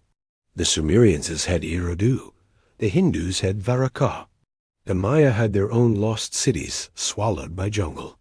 Egypt, too, had its myths of pre-dynastic ages ruled by god-kings and sages who taught humankind how to build, farm, and remember. These stories don't begin with invention.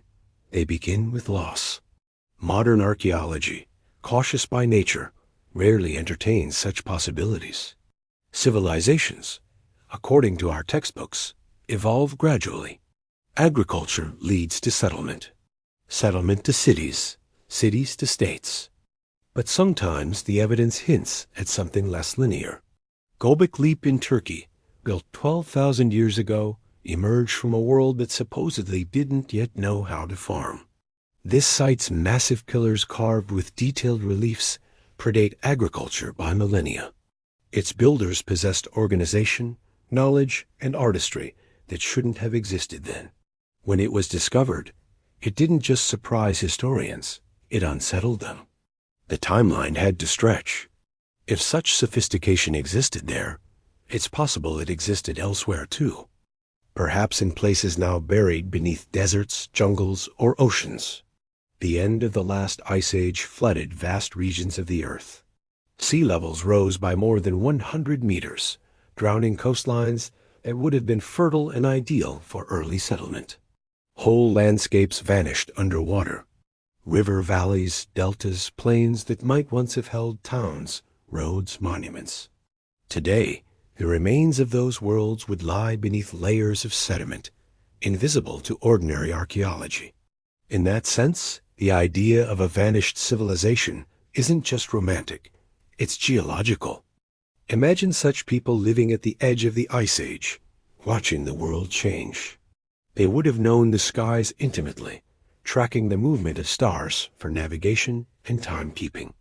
They would have built according to celestial patterns, aligning structures with solstices and equinoxes. Their monuments, if they built any, would have embodied their worldview, a belief that earth and sky were one system, that to build in harmony with it was to participate in creation.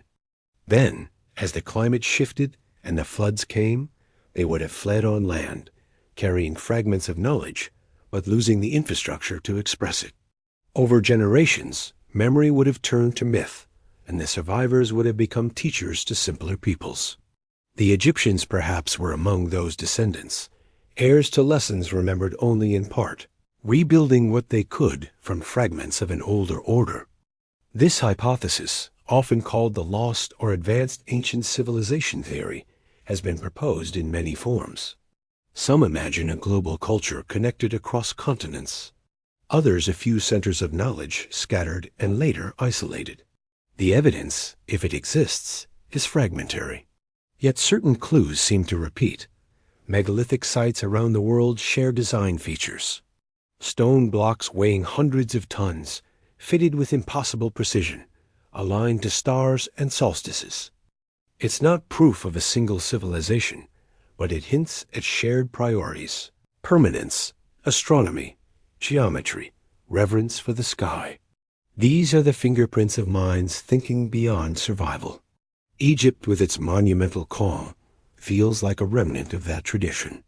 The Great Pyramid's perfection, the Sphinx's weathering, the sudden appearance of advanced stonework in early dynastic times. All of it could be traces of something older, repurposed, and reinterpreted. If we imagine the Egyptians inheriting not just structures, but ideas, the picture changes. The birth of Egyptian civilization becomes not an isolated miracle, but a rebirth, a continuation of an older current that had flowed beneath history all along. What makes this idea both compelling and difficult is that it challenges the framework of progress we rely on. We like to think of history as a steady ascent from primitive to advanced, from ignorance to enlightenment. But the earth doesn't move that way. It cycles. It creates, destroys, and renews. Civilizations could rise to heights, fall, and rise again without leaving much trace. Stone lasts, but the softer things, wood, fabric, writing, language, vanish. A city built mostly of organic materials could disappear entirely in a few thousand years, leaving only the bones of its monuments behind. What we see as beginnings might actually be midpoints in a much older story.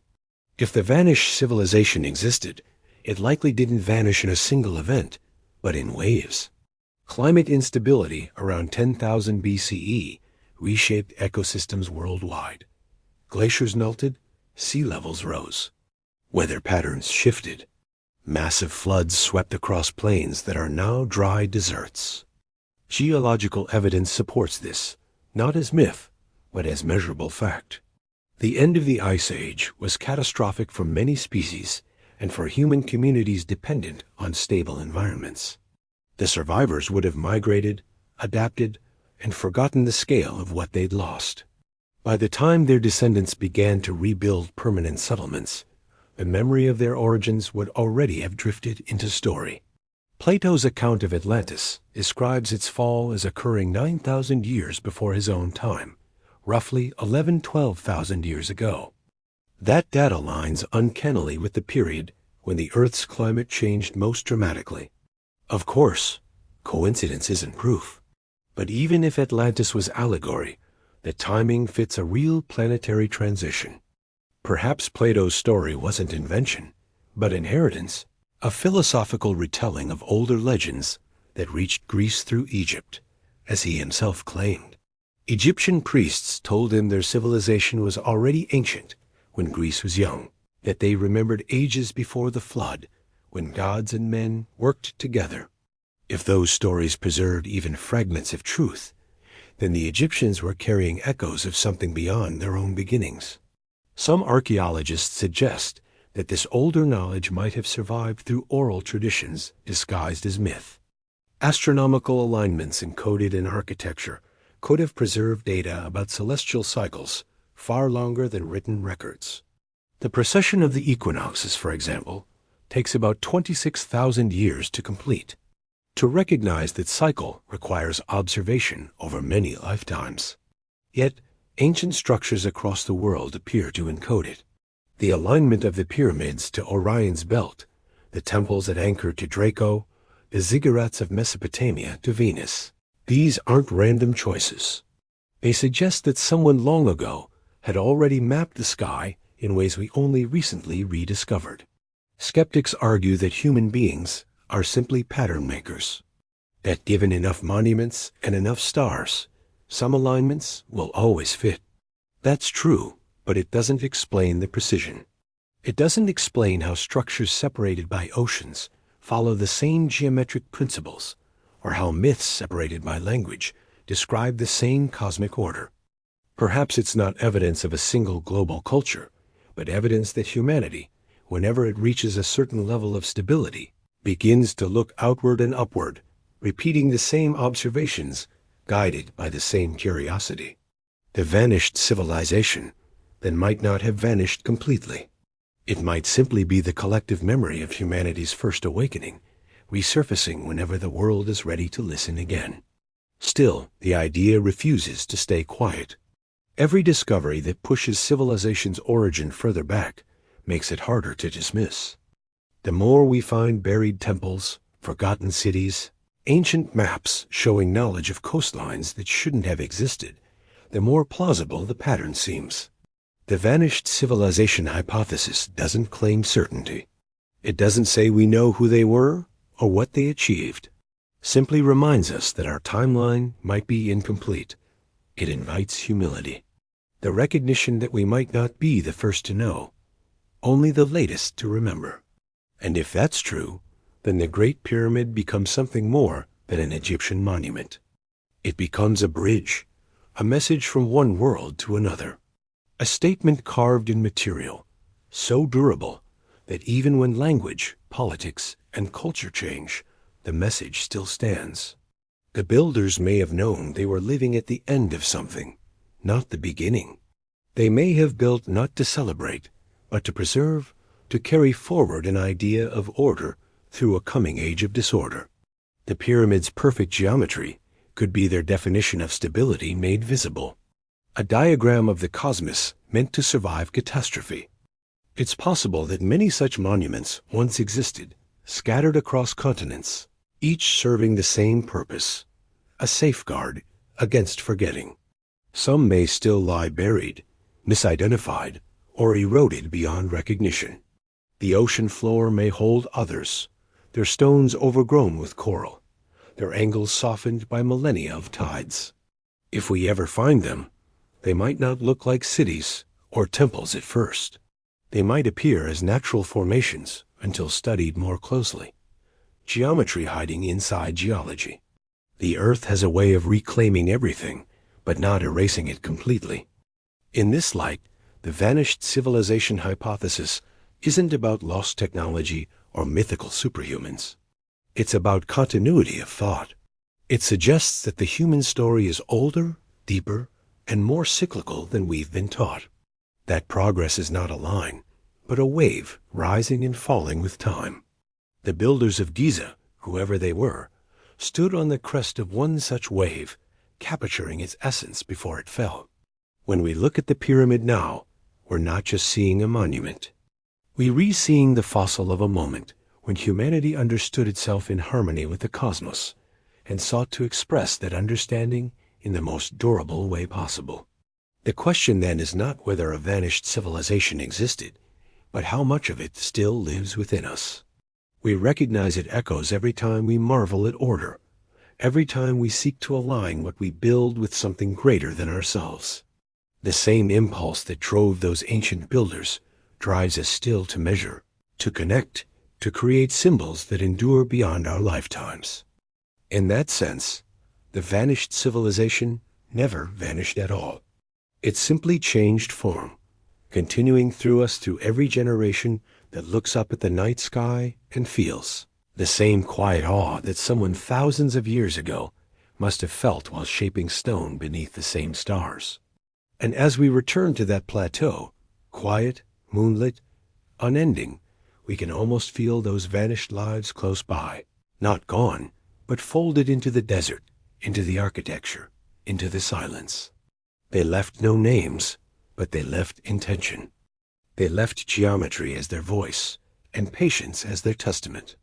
Their civilization might have dissolved, but its soul remains here, whispering through the lines of the pyramid, reminding us that knowledge doesn't disappear. It waits. It waits beneath the sand, beneath the surface of memory, ready to be found again. When the world is listening, history has a way of pretending to move forward in straight lines. We imagine it as progress, a slow and constant ascent. Each discovery neatly builds upon the last. But beneath that comforting illusion, something else is always at work. Time folds, resets, repeats. Civilizations rise, vanish, and return in forms their predecessors would not recognize. Knowledge survives not as a steady flame, but as embers, sometimes glowing bright, sometimes buried in ash, waiting for another spark. To look at the Great Pyramid is to confront that truth directly. It stands like a fossilized moment of awareness, a reminder that what seems like a beginning might in truth be a return. When history resets itself, it does so quietly. There is no great announcement, no clear boundary between eras. Instead, there are years of forgetting. The tools grow dull. The words lose meaning. The rituals fade. What was once obvious becomes obscure. And then one day, someone looks up at a monument left behind by those who came before and begins again. That cycle has happened countless times across the planet. Floods, droughts, migrations, wars. Each one shuffles the deck of memory, leaving fragments behind. Humanity begins anew each time, rediscovering what it once knew, calling it invention instead of remembrance. The Egyptian civilization, as we know it, rose from one such reset. It emerged at the precise moment the Sahara transformed from green to gold. When the rains retreated and the people who once roamed the fertile grasslands gathered along the Nile there, among the ruins of an earlier world, they began to build again. They organized, measured, and aligned their lives to the cycles of the river and the stars. But some of the knowledge they used already felt inherited. The way they aligned their temples, the geometry of their pyramids, even their myths about the gods descending from the sky, all carried the faint fingerprints of a memory older than they were. They may not have known it consciously, but they were participating in a restoration. The past was being reassembled in a new form. That restoration happens every time the earth changes enough to wipe the slate clean.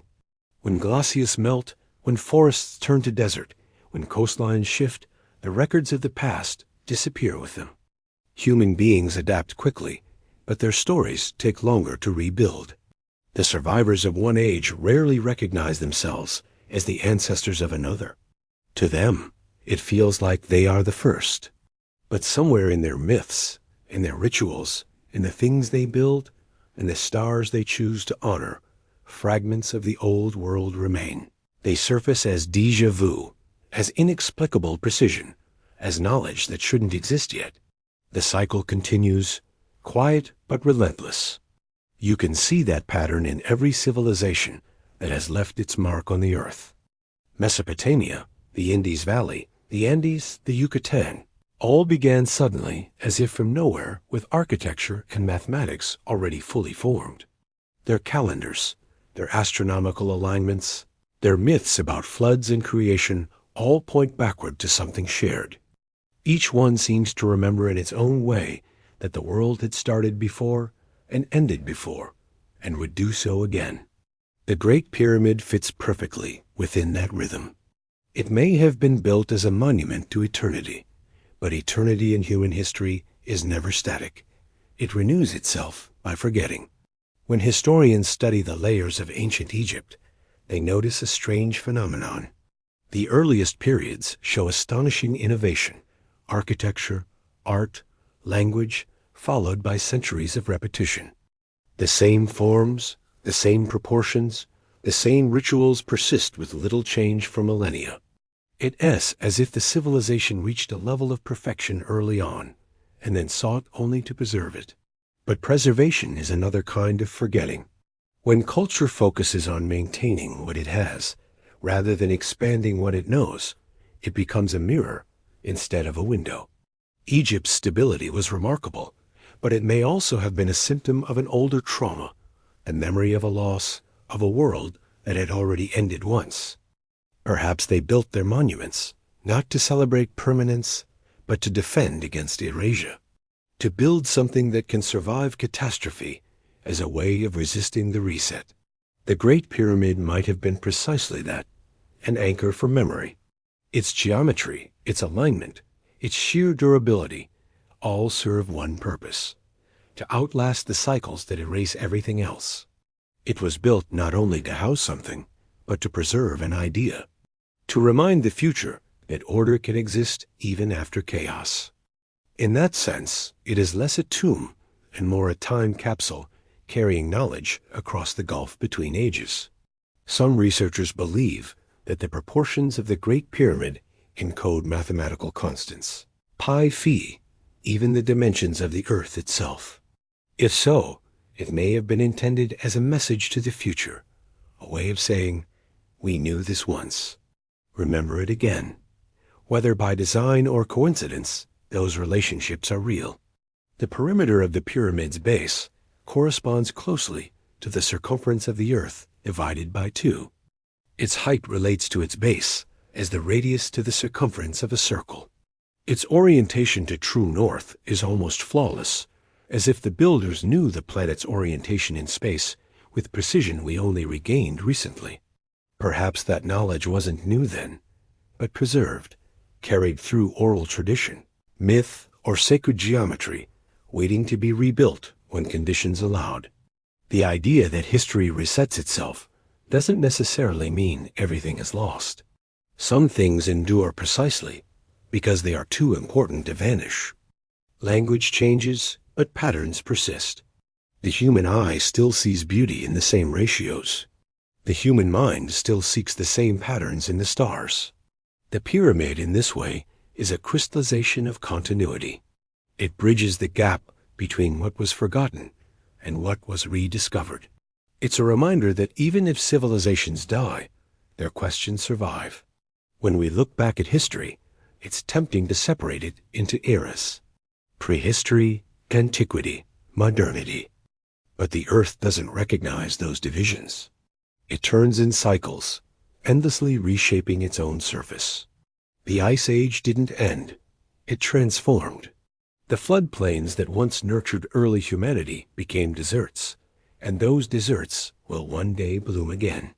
The people who built the Great Pyramid may have seen themselves as living at the end of an age, building a monument to preserve something before the next beginning. The Egyptians who came later may have seen it as proof that the gods favored them. And we standing here now see it as evidence of intelligence we can't fully explain. Each perspective is part of the same cycle of remembrance and reinvention. There's an old phrase often used in archaeology: continuity through catastrophe. It means that even when the world collapses, something always survives to seed the next one. The pyramid embodies that principle. Its survival through earthquakes, invasions, and erosion is literal. But its endurance as an idea is even more striking. No other structure has shaped human imagination for as long. Every era projects itself onto it, each seeing something different, yet always the same essence.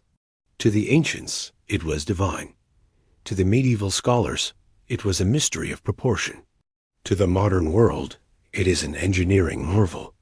And to the future, it may yet be a message from before history began. In that sense, the pyramid is both a symptom and cure of history's resets. It exists because forgetting is inevitable, but it endures so that forgetting will never be complete. It's the embodiment of humanity's refusal to let meaning dissolve entirely. When history starts over, the first things to return are always stories, then measurements, then monuments. We rebuild 'cause we remember faintly that we once could. That's the rhythm that defines us. Each time civilization collapses, the survivors rebuild faster, armed with fragments of what was lost. The resets don't erase progress, they refine it. You can see this pattern mirrored in smaller cycles, too. The rise and fall of empires, the loss and rediscovery of science, the repetition of art forms that seem to reappear from nowhere. The Renaissance, for instance, wasn't an invention, but a remembering. Europe rediscovered Greek geometry, Egyptian proportion, Roman engineering. All things known, forgotten, and known again. The same could be said for countless other renaissances across cultures. The pattern is recursive, like the spiral of a shell or the orbit of a planet. Progress isn't a straight climb. It's a rhythm. Perhaps the most humbling aspect of that rhythm is how little control we have over it. Civilizations rarely know when they're peaking.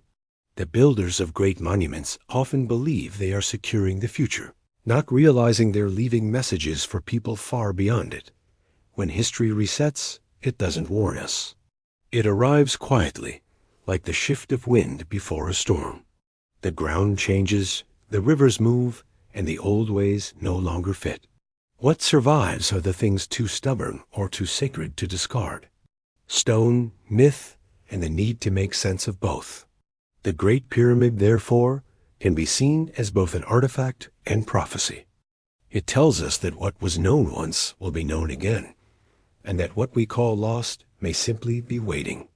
Every generation that studies it, every archaeologist that measures its angles, every wanderer who stands before it in awe, becomes part of that ongoing act of remembering. The reset doesn't erase meaning. It invites rediscovery. Each age must find its own language for the same truths. The form changes. The essence endures. Standing before the pyramid at dawn, as the first light touches its worn limestone edges, you can almost feel the continuity moving through time like a current. The structure isn't just old, it's timeless. It carries the weight of all the ages that have touched it and all the ones that will. The wind that brushes against it now is the same wind that once filled the sails of boats along the ancient Nile, that once carried dust from vanished worlds across continents. The same light that reveals it each morning has shone on civilizations that came and went without leaving a trace. And still, it stands a fixed point in a moving world. When history resets itself, the new world always begins in the ruins of the old, sometimes literally, sometimes symbolically. The builders of the next era don't start from nothing. They start from memory. even if they don't recognize it as such. They inherit stories, symbols, proportions, instincts, and from those fragments, they create something that feels new, though it's as old as thought itself. The Great Pyramid is the clearest evidence of that process. It isn't the beginning or the end of civilization. It's the hinge between them. And perhaps that's why it continues to affect us so deeply. It doesn't belong entirely to the past or the present. It exists in both. It's a monument to the idea that knowledge can sleep, but it doesn't die. When history resets itself, the same questions always return. Who are we? Where did we come from? What endures? The answers may shift, but the asking never does. And in that endless asking and that patient continuity of wonder, humanity keeps finding its way back to itself. And so, as the desert wind rises again, as it has countless times before, sweeping fine grains of sand against the ancient stone, the cycle continues.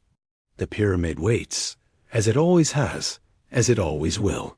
Through every forgetting and remembering, through every fall and ascent, through every reset of history's long recurring dream, there's a moment when the sun rises over the Giza plateau and the Great Pyramid catches the light in a way that makes it seem alive.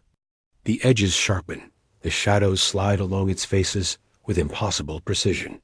For a few minutes, the monument glows as if it remembers what it was built for. People have stood there for thousands of years watching that same light. Farmers, pharaohs, travelers, archaeologists. Each of them saw the same geometry and felt something familiar, something that speaks to the core of what it means to be human. Because the pyramid, for all its mystery and weight, is not only about the past. It's about the human dream of permanence, of purpose, of reaching upward towards something we can never quite touch. To dream for humans is to build. The impulse is the same. We imagine a world, and then we shape it until it exists outside of us.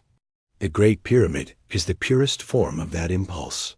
It's a dream given mass, an idea turned into stone. It embodies the moment when thought outlived flesh. The people who conceived it may have believed they were building for gods or for eternity or for both. But beneath those beliefs was something simpler. The desire to leave behind proof that we were here, that we understood something, that we could make order from chaos. That desire is as old as the species itself and as enduring as the stones that carried it. The pyramid takes that dream and magnifies it to its extreme. It's both humble and audacious. It's humble because it obeys nature's laws perfectly.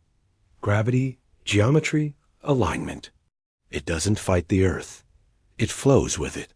Yet it's audacious because it tries to defy time, to resist the very decay that defines everything else. Most of what humans build eventually collapses. Wood rots, metal rusts, cities crumble. But the pyramid still stands, weathered but intact. The oldest of the 7 wonders and the only one that remains. It's as if the human dream itself found a way to survive every fall, every reset, every forgetting. When you look at it long enough, the shape begins to reveal something almost psychological. The base, vast and steady, represents everything we know: the earth, the body, the tangible. The apex points toward what we don't know: the sky, the mind, the infinite. Every stone between those two extremes is a step of ascent, a translation from matter to meaning. The dream that built the pyramid wasn't just about structure. It was about transcendence. To build something so enduring was to say that consciousness could be preserved in the form that ideas could be made eternal if you gave them the right shape. That idea has followed us ever since. Every monument, every cathedral, every spacecraft launched into the void is an echo of it. The materials change, but the dream doesn't. We're still building pyramids, just in different forms. We build data pyramids, digital archives, vast networks meant to outlast us. We construct systems of knowledge, libraries of code, artificial intelligences designed to remember what we can't. All of it is driven by the same quiet wish that something of us will remain when the next reset comes. It's tempting to think of the pyramid as the pinnacle of human achievement, but perhaps it's better understood as a reflection of human longing. It wasn't built out of necessity. It wasn't shelter or defense. It was built because people wanted to touch eternity. They wanted to stand at the intersection of heaven and earth and know that they bridged it even for a moment. The dream behind it isn't about conquest or ego. It's about connection. It's about the realization that existence feels incomplete without continuity, that we're always trying to link the temporary to the infinite. That's why the pyramid feels both alien and familiar. It embodies a state of mind we all recognize, but rarely sustain. A calm certainty that the world makes sense, that everything has order if we align ourselves with it correctly. To stand before it is to feel that order physically, to sense the harmony between structure and universe. The lines meet exactly where they should. The weight rests where it must. The angles point to the same stars that have watched us since before history. It's not just architecture. It's meditation made solid. Ancient texts describe the pyramids as machines of ascension, not in the mechanical sense, but in the spiritual one. They were designed to lift the soul from the mortal to the eternal, guiding it through levels of understanding symbolized by the layers of stone. Whether that belief originated with the Egyptians or was inherited from an even earlier culture, the principle is the same. The pyramid transforms the act of building into a metaphor for consciousness itself. Each level rises above the last, smaller, more refined, closer to the light. To reach the top is to reach understanding. And yet, even as we read those metaphors, we can't help but feel that they describe something literal as well. The human brain, the structure of our societies, even our hierarchies of thought, all mirror the same pyramid pattern. We build from the ground up, stacking knowledge upon experience until we reach insight. The pyramid is not just a monument. It's a model of how humans think. Every generation builds upon the last, adding layers, refining angles, striving toward clarity. The dream of perfection never disappears. It simply changes shape. What makes the Great Pyramid so haunting is that it succeeded. It achieved the impossible. It turned an idea into something time could not erase. The builders didn't just imagine eternity. They engineered it. And in doing so, they left us a question. Why does this structure feel so much like us? Why does it seem to understand our need for meaning better than most of our own creations do? The answer may lie in the fact that it was built with awareness of limitation. The pyramid doesn't defy time by ignoring it. It defies time by cooperating with it. Its proportions channel wind and sunlight in ways that slow decay. Its mass anchors it so deeply that earthquakes ripple around it rather than through it. It's not immortal. It's adaptable. That's the secret of all lasting things. Perhaps that's the real lesson the pyramid carries through ages. The human dream isn't to conquer nature, but to live in rhythm with it so perfectly that the two become indistinguishable. The builders didn't impose their will on the world. They collaborated with it. They listened to the landscape, to the materials, to the stars. The result was harmony so precise that it still resonates millennia later. That resonance is the sound of understanding. It asks the dream of humanity in its clearest form to find balance between what is and what could be. Even the myths surrounding the pyramid reflect that harmony. The ancient Egyptians believed that the soul upon death had to navigate a series of trials to reach the afterlife. It had to weigh its heart against a feather to speak truth, to pass through gates guarded by knowledge. The pyramid, with its ascending passages and hidden chambers, mirrors that journey exactly. Whether intentional or not, it's as though the builders mapped the structure of consciousness itself into stone. To travel through it was to move from darkness to light, from confusion to understanding. The architecture wasn't symbolic of the journey. It was a journey. Modern people standing in its shadow still feel that pull. Even those who come with no belief in gods or afterals often describe a sense of peace there, a slowing of thought, a softening of time. The pyramid seems to operate on a frequency that quiets the mind. Maybe it's the geometry. Maybe it's the vastness. Maybe it's just the accumulated presence of thousands of years of human attention focused on one object. Whatever the cause, it reminds us of something easily forgotten in modern life. To dream well, we must first be still. In that stillness, the pyramid feels almost like a heart.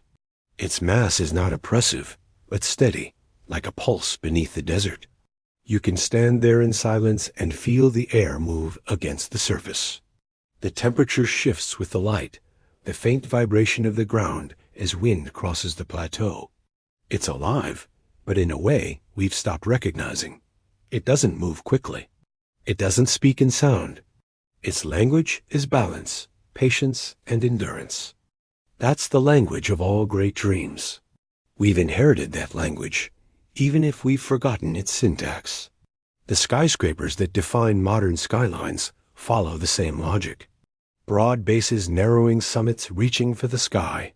The satellites orbiting above Earth are the new monuments to our longing.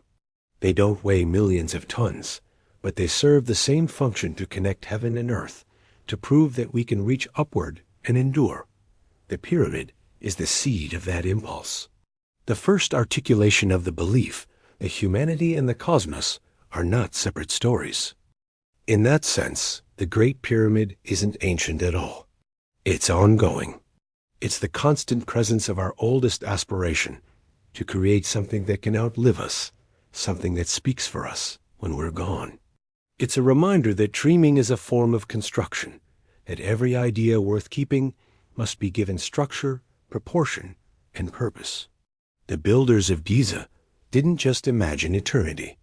They gave it architecture. Every culture since has tried to do the same in its own way. Through art, through science, through the quiet act of remembering. And maybe that's what the pyramid truly represents. Not a mystery to solve, but a mirror of ourselves. It shows us the scale of our ambition and the fragility of our lives. It reminds us that we are capable of creating permanence out of impermanence, meaning out of silence. The human dream is not to escape time, but to converse with it, to leave behind something that continues the dialogue when we're no longer here to speak. When night returns to the plateau and the stars begin their slow drift across the sky, the pyramid fades back into shadow. Its sharp lines blur, its massive form softens, and for a few hours it becomes part of the landscape again, indistinguishable from the hills and darkness around it. But it's still there, patient, waiting for light to return. That rhythm, illumination and shadow, day and night, is the rhythm of human existence too. We rise, we fall, we forget, we remember. Through it all, the dream remains. And perhaps that's why the Great Pyramid continues to draw us across time and distance. It's not just an object of fascination. It's a reflection of the part of us that refuses to vanish. The part that keeps building, keeps imagining, keeps seeking meaning even in the face of impermanence. The pyramid is the shape of that refusal made eternal. It's what happens when the human dream meets the patience of stone. And as that thought settles, the story carries us forward again, quietly, naturally, toward the idea that what we've inherited isn't just stone or mystery or myth, but wonder itself. The sense that even after all this time, there's still something worth discovering, still a reason to keep looking upward, still a conversation between the earth and the sky that hasn't ended yet. When night fully falls over Giza, the world becomes very still. The air cools, the horizon fades into shadow, and the last traces of light linger against the edges of the pyramid, like embers that refuse to die out. It feels less like darkness arriving, and more like the world taking a slow breath. You can stand there in the quiet and feel the weight of the desert beneath your feet, the slow drift of time around you, and the strange awareness that this place, this single point on the earth, has been awake far longer than memory. There's no sound, but the faint whisper of wind across the stone. And yet, it feels as though something is still speaking softly, patiently. It's difficult to describe that feeling without reducing it. You sense the presence of everything that has ever stood here before you. The builders, the priests, the wanderers, the scholars, all part of the same long thread of human curiosity. You realize that wonder is the one inheritance that never fades. Knowledge can be lost, languages forgotten, monuments eroded, but wonder endures. It's the quiet force that pulls one generation toward the work of the last. The thing that makes us rebuild, rediscover, reinterpret. It's the echo that carries through every cycle of civilization. And in that sense, the Great Pyramid isn't just a monument. It's a relay point in the continuity of wonder itself. When we speak about inheritance, we often think of material things, land, objects, traditions, written history. But the inheritance that matters most isn't tangible. It's the instinct to ask questions, to look at the sky and wonder why it moves the way it does, to trace the stars and find patterns, to look at stones and see possibilities. The Egyptians inherited that instinct, perhaps from people even older than they knew, and they expressed it in the only way that could last, by turning it into form. Every cut of the stone, every calculation of the angle, every alignment to the stars was an act of reverence for the questions that define being human. That's what makes the Great Pyramid timeless. It's not a monument to answers, but to inquiry. It stands because the people who built it understood that curiosity is sacred. The same curiosity that drove them to align it to Orion, to study the flooding of the Nile, to track the movement of the sun across the horizon. That's the same curiosity that drives us now. We've changed our tools, but not our purpose. We still look for meaning in patterns, still try to connect the physical world to the invisible one. The inheritance of wonder is the invisible thread running through all of it. The pyramid embodies that inheritance perfectly. It has no inscriptions telling us what to believe. It offers no direct explanation, no command, no doctrine. Its silence is its greatest generosity. It invites us to find our own meaning within it, to project our own questions, our own sense of awe. That openness is why it has survived not just physically, but spiritually. It can be studied by scientists, revered by mystics, admired by poets, and each find something different within it. It doesn't belong to one culture or one belief system. It belongs to anyone who still feels that pull to stand before something vast and ask quietly how. That feeling connects us not just to the Egyptians, but to every human being who has ever looked at the world and seen something greater than themselves reflected in it. It's the same impulse that made the first humans look up from their fires to the stars. The same instinct that carved shapes into cave walls, built temples from stone, and later telescopes from glass. Wonder is recursive. It feeds on itself, growing with every discovery, every unanswered question. The more we learn, the more there is to learn. The pyramid reminds us of that, standing there with the patience of eternity, letting each new generation see it as if for the first time. The strange thing about wonder is that it doesn't need certainty to survive. In fact, it thrives in uncertainty. The less we know, the more we feel it. The Egyptians must have felt that too. For all their knowledge, all their alignment and measurement, they still filled their world with mystery. Their gods were not answered. They were expressions of awe. Their rituals were ways of participating in wonder rather than solving it. They didn't need to understand everything to find meaning. They built meaning into the act of observing itself. That's what we often forget, that knowledge and wonder are not opposites. One doesn't replace the other. They complete each other. When you stand before the Great Pyramid now, under the same stars that once guided the ancient astronomers, you can feel how small you are, but also how connected. The light that left those stars thousands of years ago arrives in your eyes now, carrying the same photons that fell upon the stones when they were new. You are standing in the same light as the builders. At that moment, time dissolves a little. The distance between then and now shrinks until you can almost sense the continuity of experience. The same awe, the same humility, the same desire to understand. That is the inheritance of wonder transmitted not through words or blood, but through awareness itself. There's something almost comforting in that thought. Civilizations may come and go, but the impulse that built them never disappears. The forgotten builders, the Egyptians, the archaeologists, the dreamers of today, they're all participants in the same long conversation.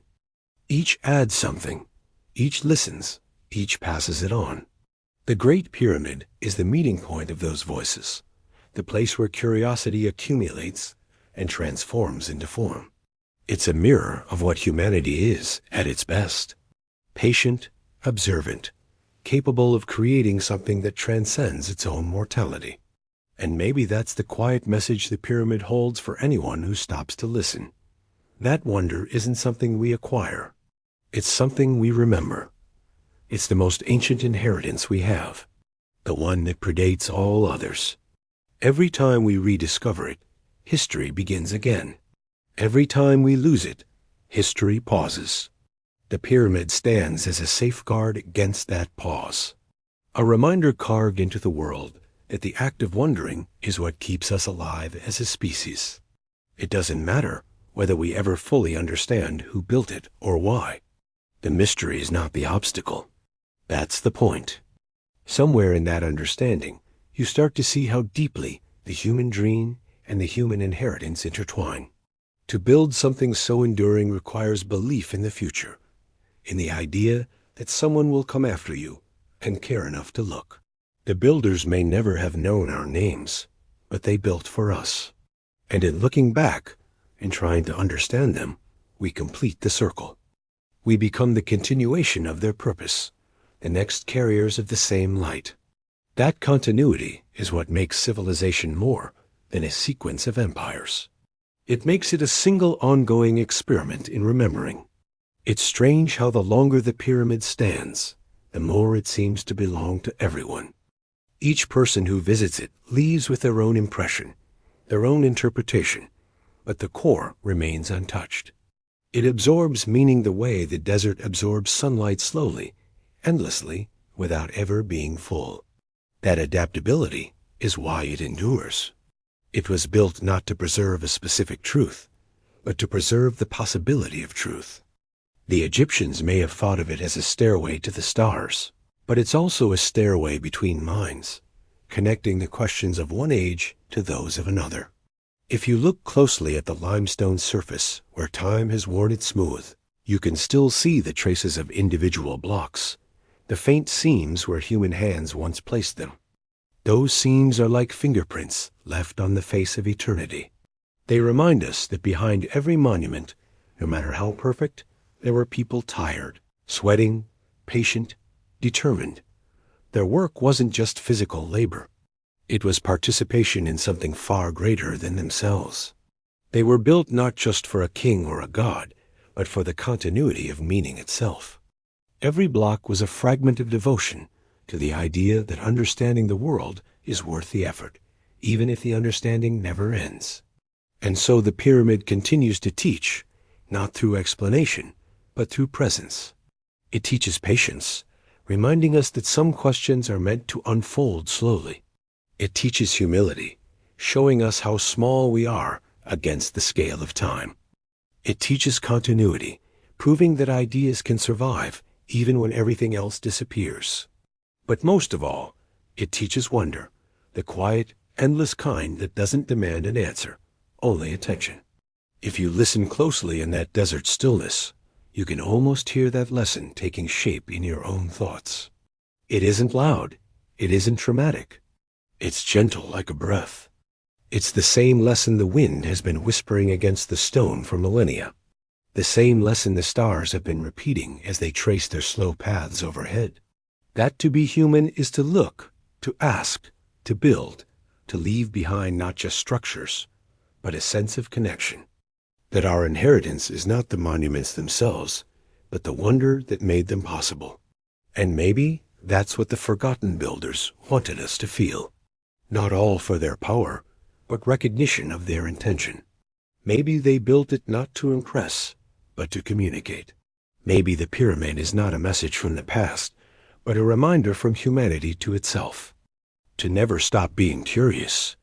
To never stop listening to the quiet language of the world. Because the moment we stop wondering, the moment we believe we already know, is the moment the cycle of renewal pauses. When dawn finally approaches again, the desert glows faintly with returning light. The air cools even more.